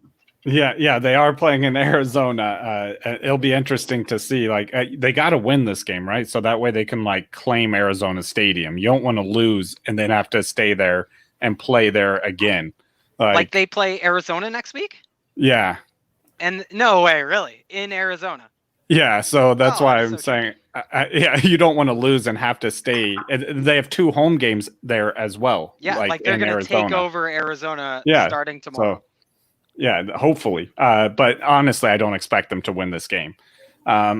They're still too banged up. They got Debo back, Ayuk's there, but I mean, their quarterback's out. You still have Kittle out. They're just like piecemealed together. They have great coaching, which has held them together, but it's just not a good situation for them. I'd be shocked if they win this game. And the Bills have been very good. I think they don't get enough credit for how good they're doing this season. And as of late, like I think what's amazing about the Bills is we all came into this season kind of under the assumption they'd be a top 10 defense. We all kind of just assumed that. And we thought their offense would be prolific at times. We thought it would struggle at times. Who knows what everyone probably thought differently about Josh Allen and what would happen with this offense. But what we have seen is this defense has really started to come into their own. They were really bad when you look at DVO and everything, but over the last 3 or 4 weeks, they've really cinched it up, and they get Matt Milano back. Like, they have a good defense. Their defense is good. They just haven't played super good. So I totally agree. Like, we're definitely ignoring Nick Mullins for even maybe super flex purposes this week. But the running back room for San Francisco, we're definitely targeting. Raheem Mostert, yeah, he fumbled last week, but he's definitely the guy we want. He has the burst. Is he a solid running back too, like rest of the way?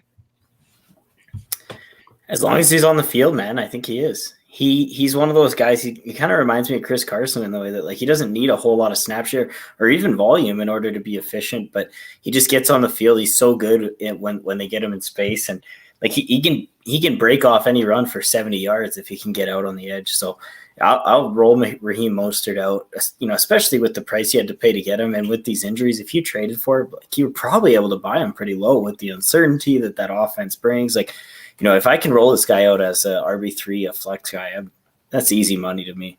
Absolutely. Yeah, the schemes they really. Shanahan's run this outside zone scheme is just ridiculously good. He's a ridiculous fit for that scheme. Mm-hmm. And he led in snaps for the running backs in week 12, under 50%. But I think, he also lost a fumble that the Rams scooped and scored on. So that was frustrating. He probably doesn't play much of a bit. My whole point is that I don't think he needs like a ton of snaps, ton of work. You're right, Jules. Like even the pass catching work, like it's very similar to how I think of Chris Carson for fantasy. But I think he's like the clear running back to own in this backfield. Like 100%. The only thing I would ask is like, does Jeff Wilson cap him? Because he did get a lot of work. He also fumbled in that game, by the way. But we know Shanna hot hand. He likes his multiple running backs. He likes whoever the fuck ever too, and loves Tevin Coleman for some reason. So we have all these other names. Jerick McKinnon, and he played a bunch of third down snaps last week. They just weren't on, they happen to win that game. So, do we worry about Raheem Mostert's ultimate ceiling, or do we have any faith? Is there a favorite running back behind him that you guys want to stash? I don't want to stash any of the running backs behind him. I'd own him. If he goes down, then maybe I would go try and grab one of them off the waiver wire, but I'm not going to keep him on my bench to just, take up a spot that I could use for a player that I know is the backup running back for someone else, Yeah. So you're dropping Jerick McKinnon at this point? Yeah, I have in every league I had him. Yeah. So what about the other side of this, this game with the running backs, which I hate? Because obviously we're starting Josh Allen. It's not a great matchup. We're starting him. Devin Singletary, he had a better game last week, but he also fumbled in that game. He was outsnapped by quite a bit by Zach Moss too. He obviously ceded some of the high leverage work to Zach Moss. And Josh Allen, what do you know, got the rushing touchdown last week. So expert consensus ranking has Devin Singletary as the running back 36, barely an RB3. Moss is the running back 33 in expert consensus rankings. Also just huge deviations for both players. So I'd love to just go rapid fire around the horn here, guys. Zach Moss or Devin Singletary? And are you starting either of them against San Francisco, who are a bottom 10 matchup for running backs in fantasy? I'm not starting either. If I have to pick one, it's Zach Moss. I'm not starting either, but I'll go Singletary. I'm also not starting either of them, but I go Zach Moss, just barely. Yeah, cool. Yeah, it's close. They're like number 36 and 39 in my dynasty rankings. So. I have them 33 and 34. And man, they've just been they've been ranked right beside each other almost on a weekly basis. It's crazy. Yeah. And it's kind of just a hot hand approach. Like I think whoever gets hot early stays hot. I think there's certain matchups you can target Zach Moss if they're heavy favorites. Certain matchups you can target, because what people are kind of refusing to accept is that Devin Singletary's played the pass catching role in that offense for whatever that's worth, about as much as the touchdown, goal line role in that offense for running back. But yeah, check this out. San Francisco has allowed just 2 running backs all season to hit 65 yards rushing, Darrell Henderson and Cam Akers, who Cam Akers had 61 yards on that one carry last week. But no running back has hit 90 yards rushing against San Fran all season. So I definitely think we're sitting these guys. Guys, we've talked a little bit about Cole Beasley in this episode. I think he's a locked in, back end wide receiver 2, maybe high end wide receiver 3, whatever. But John Brown is on the IR. Does anybody really worry about the Josh Allen splits with and without John Brown? I've heard a lot about that this week. I'm not too worried about it. I think Josh Allen's proven that he's able to get the job done with the tools that he has, whether it be Cole Beasley, Stephon Diggs, and then the complementary pieces of Zach Moss and Singletary and his legs. But if I've got Josh Allen, I'm comfortably rolling him out there, even in a tough matchup. I think this guy's still a locked and loaded top 12 QB who's like San Francisco's favorite in this game. I believe that the Bills are going to come out and they got to prove that they're going to win this game. This is a really good team in the NFL, and they're kind of, in my opinion, like Vegas is slandering them with that. And if I'm them, I'm coming out. I'm ready to freaking play. Well, I think what they're seeing is like a confluence of events where like Josh Allen has a bad game, whether it's the John Brown splits, whether it's Richard Sherman on the other side being back, who hasn't allowed a touchdown, or he's allowed 1 touchdown in his coverage since 2011. That's just outrageous. So that's crazy, man. Yeah, it makes no sense. So Stephon Diggs, I think we're not going to worry too much. He did take some time off in there. He did. That is a good point. a little bit. So we talked about Cole Beasley. What about Gabe Davis? Anybody they both connected for a touchdown last week. We kind of argued last week is what I'm saying about Cole Beasley or Gabe Davis. I don't think anyone had in the range of outcomes them connecting to one another on a touchdown. Yeah. That was Brian Dabble, just another shout out to a Canadian born play caller.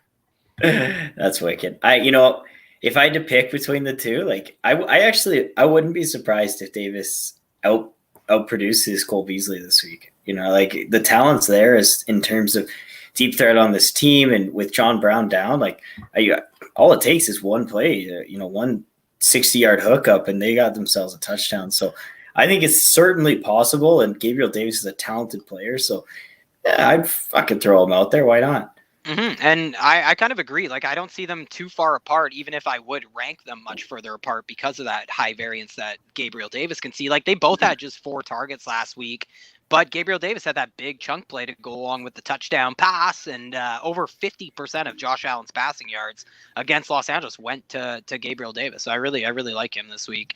Definitely is like a sneaky start, a DFS guy, and maybe even somebody I might throw into my cash lineups in DFS because he will be so low owned in that format. What about the other wide receivers, guys? Like Brandon Ayuk is back. Is he a top 36 guy? That's actually right on where he is in terms of ACR. I think he's 35 right now, and I think it's kind of where he belongs. He's kind of a tough play, coming back off the COVID IR list. Debo was able to emerge last week, have a huge game for 100+ yards. I think he had 8 receptions and the touchdown. Like, it was just that was crazy, right? So do you know he has more yards after the catch this season than he does receiving yards? Oh, I believe it, man. He's the drag king.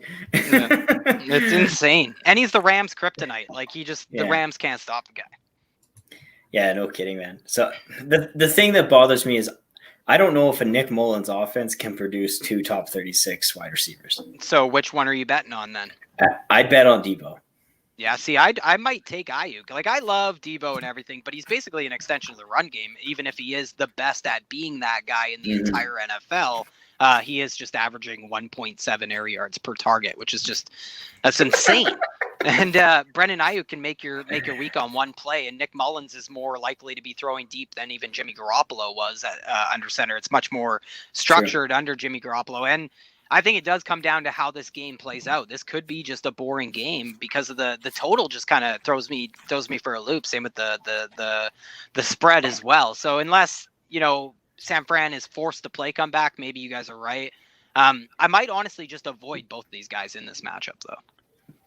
And I mean, Debo, his depth of target very low, but his yards after the catch are ridiculous. I think he's averaging over 12 yards after the catch per reception.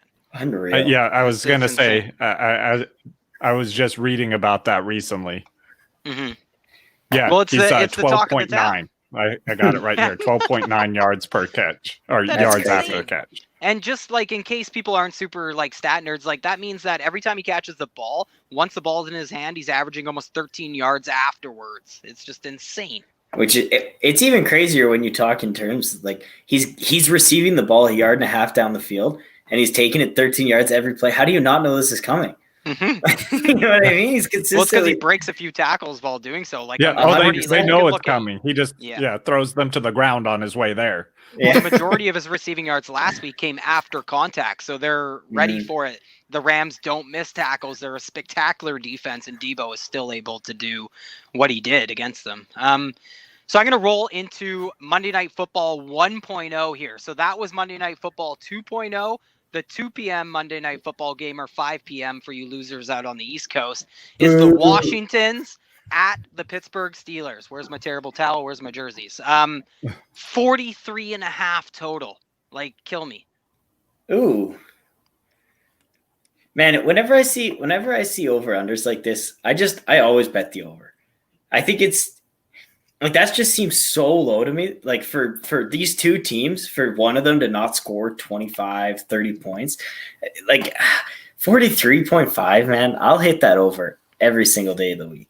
Steelers could do it by themselves. Like, I think the defense could do it by themselves. Yeah, because I agree that Washington's going to struggle to put up points. Like, Alex Smith is in big trouble in this game. This game would almost elicit a conversation of, Well, just like the trenches, the battle in the trenches is going to be brutal. Like this, the Steelers are generating pressure over 1/3 of the quarterback's dropbacks that they're facing, which the gap between them and the number 2 team is the same as the gap between number 2 and the team at 23 in pressure rate. So, and Morgan Moses is questionable with a groin injury on that offensive line. So I get it. Alex Smith is in big trouble, but they do have Antonio Gibson. They do have some weapons, Terry McLaurin and JD McKissick. So where do we stand on Antonio Gibson? He's the running back 1 overall in fantasy football over the last 3 games. He's a running back 1 regardless of the Steelers being in a very tough matchup, regardless of them being a very tough matchup. So is anybody worried that you're going to start Gibson and he's going to sink your whole roster, or are you fairly confident that he has a decent enough floor where he can not sink you? Yeah, I mean, I think that he's going to get work, like regardless. They can't just completely abandon the run, or it's going to get really bad for Alex Smith. So I think he has a decent enough floor to where you can start him. Yeah, I think if Washington has any chance to win this game, they have to run the football effectively. There's no way around it. Like if you can't keep this Steelers offense off the field and be able to control the clock, you're just simply not going to win this football game. So I think Antonio Gibson has to be to me, he's a locked and loaded RB1, but he has to be that. Like if they have any chance of winning, that's where I put him. And yeah, I love Antonio Gibson, man. Talented player. He's become more and more involved in the pass game. We've seen J.D. McKissick's targets and receptions obviously both go down over the past 2 weeks, with Antonio Gibson finishing as the RB1 over that span. Like all the signs point to that. And when I look at this defense, like J.K. Dobbins torched them for 112 yards 2 or 3 weeks ago. So I do think it's possible for Antonio Gibson. I believe in the talent. I think if this team has any chance of staying in this game, that's the way they go about it. So I'm rolling him out there without any concerns. Yeah, I think we kind of have to hope for one of those big 100-yard games on the ground. I don't know if I'm worried about J.D. McKissick. I'm more worried about the matchup. Like, he scored a rushing touchdown in 5 straight games, 8 total in that span, which means only 4 running backs have scored more touchdowns on the ground all season than Antonio Gibson has in the past 5 games. But the only running back to score a rushing touchdown in the past 5 games against the Steelers is Gus Edwards. Guys like Zeke, Gio, James Robinson, all held off the board. So, like, DBrown, do you think J.D. McKissick comes back into the fold? Can he be a running back 3? Or do you think, I just think he could easily outsnap Gibson if they're playing from behind in this game? Yeah, no, this game definitely profiles as more of a J.D. McKissick type of game over Antonio Gibson. The only reason we're not really embracing that wholeheartedly is the hotness that Antonio Gibson has been the last 3 weeks. We want that to continue, and I do, like we mentioned, I don't think that he has a rock bottom floor. I think he's going to get enough volume by Washington sticking to the run, and I do think that he is a good talent. And he will provide, a substantial amount of fantasy points. But I do think that his ceiling is capped, and J.D. McKissick might actually have the higher ceiling out of the 2 running backs for this game against Pittsburgh. Totally. I hope you're wrong. Me well, too. I think DBrown could be. I think there's sort of a trap thinking running backs could see a ton of production in the passing game against Pittsburgh this year. That's what we've seen, at least. Like, only one running back has more than 4 catches all season against them. That was Saquon Barkley in week 1. And 10 games straight since then, Pittsburgh has held opposing running backs to under 25 yards receiving in every game. Just 1 receiving touchdown allowed to backs too. So I think J.D. McKissick will have to do much. He'll have to do what some of the more talented backs haven't been able to do this year. And I think you definitely have to start Antonio Gibson, but you definitely have to account for the fact that the game script could get out of favor for him. And 100% we're starting Terry McLaurin, right? Like exactly 7 catches in 4 of the past 5 games. He is dealing with an ankle injury. He's technically listed as questionable. I don't know if I can say the same thing about Logan Thomas, though. Pittsburgh allows the fewest fantasy points to the tight end position. Is anybody thinking Logan Thomas has proved himself enough to be started in like the toughest fantasy matchup, or are we out on him this week? Give me Ferksers. I'm out. Yeah, I'm out, man. Like, I like Logan Thomas. I do think that he can be a viable fantasy option in most matchups, but like against the Pittsburgh Steelers, allowing 7 points to the tight end per game, I want nothing to do with that. Yeah. Chris Boswell, speaking of wanting nothing to do with him, that basketball game. So he's questionable for this game, the kicker for the Steelers. I just want to mention it because it's pretty much the only injury to really be aware of, and maybe Pittsburgh goes for it more on fourth downs instead of kicking field goals. I always like to see that. Ben Roethlisberger, he's banged up with a knee injury. That's the other one and listed as questionable. This game is on Monday night. It is a tougher matchup. On the other hand, Ben is hot. So can we roll him out? What do you think, Justin? Is he a top 12 quarterback this week? I have him inside my top 12 for sure. I mean, he's been doing it. I love how he's been doing it too, because it's not like the Big Ben that we've seen in the past where he's throwing the ball, deep down the field. He's brought those targets in quite a bit, and I don't know if that's due to the injury or what, but he's definitely been producing and with those wide receivers there. So yeah, I definitely have him inside my top 12. Yeah, and it seems like it's just a mix of, a lack of a running game and the ability to use some of these wide receivers as an extension of that running game. So if you look, like over the past 4 games, Deontay Johnson is the wide receiver 6 overall in PPR. Juju is the wide receiver 9 overall. Chase Claypool is the wide receiver 13 overall. Eric Ebron is the tight end 5 overall. So I totally agree that what we've seen in recent weeks has been really impressive. Do you guys anybody want to rank the Pittsburgh Steelers wide receivers for me this week and going forward? Going forward, I'd go Deontay, Claypool, Juju. Looking into 2021, because I don't think Juju is going to be on the roster anymore. And I just love Deontay Johnson, man. And yeah, Chase Claypool's our home true North boy, so got to give some love out there. Mapletron. What do you think, DBrown? Sorry, go, Justin. Oh, I was going to say, I agree with that. I have them in the same order, so. Yeah, me too. I think Claypool's got the higher ceiling. Juju may provide you a safer floor on a weekly basis rest of the season, but Deontay is king. Yeah. Yeah, and I just want to add on to that too. Like the safe floor that Juju gives you, I don't think it outproduces the upside that either Claypool or Deontay can give you. So like if I got to pick between the three of them, I'm basically always scratching Juju because I just don't think the upside is as high. And I think the upside is so much higher for Deontay and Claypool that it completely outmatches what Juju can give you as a floor option. Agreed. So I guess that's pretty much all I wanted to hit. I guess we could talk the running backs. Like, what are you guys doing with James Snell? Are you guys going to roll him out as a running back too or no? James Snell? Yeah, he mixed James Conner and Benny Snell together. Then maybe we get an RB1. Yeah, no, I don't think this, like, we talk about these weapons. We're excited to roll them out there. I don't think you can have 3 offensive receiving options and a running back, even 4 receiving options with Eric Ebron. I just don't think there's enough targets to go around. Totally. I kind of put him in a tier with like those Buffalo Bills running backs. Like that's how low I am on Benny Snell, even in a game that Pittsburgh is favored by a full touchdown, which by the way, I got in at Washington Pittsburgh minus 9.5. So pat myself on the back there, and I will move on to the last game of the day. So this is another Tuesday night football game. The Dallas Cowboys at the Baltimore Ravens. We can definitely fly through this one. RB2 Zeke, right? This guy's an RB2 now, right? Yeah, he is. Crazy. Do you guys think it's because of his talent? Do you guys think it's because of the situation? Is he not able to transcend his situation and lacking the elite offensive line? Or is it just as simple as him not getting the pass catching work and not being in such a high-powered offense?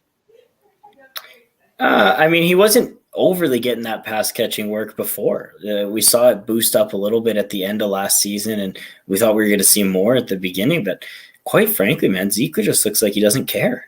He gets out there and like he just does not look like he even cares about what happens to the team. So for me, like, I don't know. I think Tony Pollard gets even more involved, and if this division starts to get a little more spread out, and one of these teams starts to pull ahead, like. It honestly wouldn't surprise me to see Pollard start to, take 40-50% of the snap share. So I wouldn't worry about that happening. I don't know, man. Are you talking in terms? I'm thinking like Washington, someone pulling away. Yeah. Washington, Okay, Steelers, gotcha. Giants, Seahawks. Yeah, it's just that's a tough ask. Yeah, honestly, But man. Jules, I didn't think this division could possibly get any worse, and now the Giants are leading that division, and it's Colt McCoy as their quarterback. So, touche. And Wade Gallman as their starting running back. Exactly. Well, Carson Wentz and Miles Sanders are in last place. And I'm just looking at it. So with Dak, Zeke actually was getting 6.5 targets per game. He's down to about just under 4 per game without him. But the expected PPR points, like if you look at expected fantasy points, this is something Hayden Winks at RotoWorld is really good at posting. With Dak, he was up almost 25 expected fantasy points per game, under 15 without him. So definitely something that we're going to have a lot of debate about, I think, in the offseason. Is Zeke a top 12 running back? Yeah, maybe the rookie running back class comes in and puts that one to bed. And that's crazy, man. That offensive line that's definitely a thing too. They had an elite offensive line since he stepped into that role. And now he's finally playing without it. He's fumbling more because he's getting hit more. Behind the line of scrimmage. And you're right. He just looks like he doesn't care. It's true, though. Like, how do you not shore up that ball security at some point? Because drop passes have been an issue with Zeke as well. And it's just mind-blowing. So, speaking of which, Hollywood Brown, boys, Chase McSorley, that 70-yard touchdown pass to Hollywood Brown, that was the longest play of the season for the Baltimore Ravens last week. So, do we hope he starts again? I don't know, man. That was a pretty brutal pass. He was wide open and he underthrew him. And like Hollywood was just able to be the athlete that we know him as and make a nice play on Minkah Fitzpatrick at the end there and take that one out to the house. But man, I don't want to start him. I don't want to play him in this game. Like even in a good matchup against this putrid Dallas secondary, I just cannot feel confident really about any of the pass catchers in this offense. They're 31st for receiving yards a game, and most of this team just runs through the running backs and Lamar. So I'm staying away. Yeah, it's so funny. Like I went to bat pretty hard for Marquise Brown 2 weeks ago in a great matchup, and he came out and goose-egged me. So, I think I'll leave him as a wide receiver 4, unfortunately, but with upside. He's basically Henry Ruggs, ironically. He's just, he's a little bit higher on that totem pole, but the volume is equally hard to come by in an offense that it will always be among the league leaders, the league in the basement when it comes to volume. So definitely we're not starting Dez in the revenge game, but I did have to mention that this is a revenge game for Dez. What's Mark Andrews' status? Does anybody know? Because I actually have no idea. I don't know that he's cleared COVID. He hasn't been cleared yet, right? No, so he has not. So that lifts up Marquise. It'll always frustrate me that Marquise Brown and Henry Ruggs, especially, that these guys aren't being used in a way that Deebo Samuel is. Give this guy 2 or 3 times to try and show you his athleticism after the catch, because they sure as hell have it. No kidding, man. Yeah, the Chiefs are great with Mecole for that. We look at these players, but the Chiefs get Mecole the ball very similarly. 10 yards down the field, and they let him run with it. Just imagine what Ruggs could do if he was able to get that, even 3 targets a game like that. We think of the Chiefs as an aired out passing attack. They are top 3 in the NFL all the last 3 years straight in yards after the catch. So 100%, man. Yeah, that's Andy Reid in a nutshell. He schemes every way. What about J.K. Dobbins? Is he a solid running back too in this game? If I'm starting a Baltimore running back, that's the one I'm starting. Yeah. So any worries about him being vultured? Does he have a cap ceiling? Because we know he's not getting the pass catching work. That's just not going to occur in this offense, the running back target share. But do we worry about the touchdowns with Gus Edwards and Mark Ingram? Absolutely. I think as long as Lamar Jackson's on the field, you're going to have to worry about those touchdowns. Yeah, I think that's well put, man. I'll throw Dobbins out there if he just due to this matchup, right? The Cowboys ranked 25th against running backs giving 25 points a game. And I think it is a plus matchup. Even if those 25 points don't go to Dobbins, I think there's a pretty safe floor there. And if he gets in the end zone, you're looking at an RB2 week, which I'm feeling pretty comfortable with. Yeah, I agreed. currently have him as a high-end RB2 myself. Oh, really? So you are a little high on him this week, and Yep. I think that's like, why not? Because that breakout can come at any time, and we also know he's like easily the most talented running back. He also has held kind of the more valuable role in this offense throughout the whole season. It's just that we don't see a lot of pass catching or anything. What do you think about these pass catchers for Dallas, DBrown? Like, do you have are you starting Amari confidently? But what do you think of CD Lamb? I mean, Amari's been the only one that seems to be somewhat consistent. So if I'm starting one, he's the one I feel best about. Gallup's definitely not touching my starting lineup, probably rest of the season. And CD, I don't mind having him as a deep flex play, but it's not a great matchup for him this week either. So really, I'm trying to avoid most of the Cowboys if I can help it. Yeah, actually, I'm glad you mentioned that. I think it's a terrible matchup for CD Lamb, who I've usually gone to bat for out of this wide receiver room because the quarterback play, because the offensive line, because he's a slot wide receiver. But yeah, he's going to get Marlon Humphreys tomorrow, and I think it'll be Marcus Peters on Amari Cooper. So I'd probably rather take the Amari Cooper route, especially in like a DFS setting or something. So I think that's pretty much all I got. Anybody want to add anything on Dalton Schultz? Man, Not really. Oh man, he came out. He actually had a pretty good fantasy showing last week, but I just can't rely on it, man. I can't trust him. Yeah, That's exactly Logan Thomas this week. Who are you playing, Schultz or Hooper? I'll play him over Thomas too. Yeah. I'm sitting him in my Scott Fish Bowl that I need to get through in. Hey, could you do me a favor? Just go and play him. Ty and I are in the same Scott Fish Bowl. Nice. All right. Well, I can't thank you guys enough for coming on. I really, really appreciate it. And, I hope everybody has a really good fantasy week this week. Make sure you're following at Management Clock, and then make sure you YouTube in the search bar, Clock Management Fantasy. Subscribe to the channel. I can't stress how excited I am for Jules. You have in Jordan Mcnamara, who's just the dynasty GOAT, in my opinion. Somebody who is a fantasy epiphany having machine. Like, he'll literally make you approach fantasy football differently after you hear this guy talk. I am pumped. DBrown at Dynasty Sons. You guys are the kings over there, and queens, of course, at DBrownFF88. So really can't thank you guys enough for coming on. Say bye to everybody out there, and I'll shut her down here, boys. All right. See you later, guys. Appreciate it.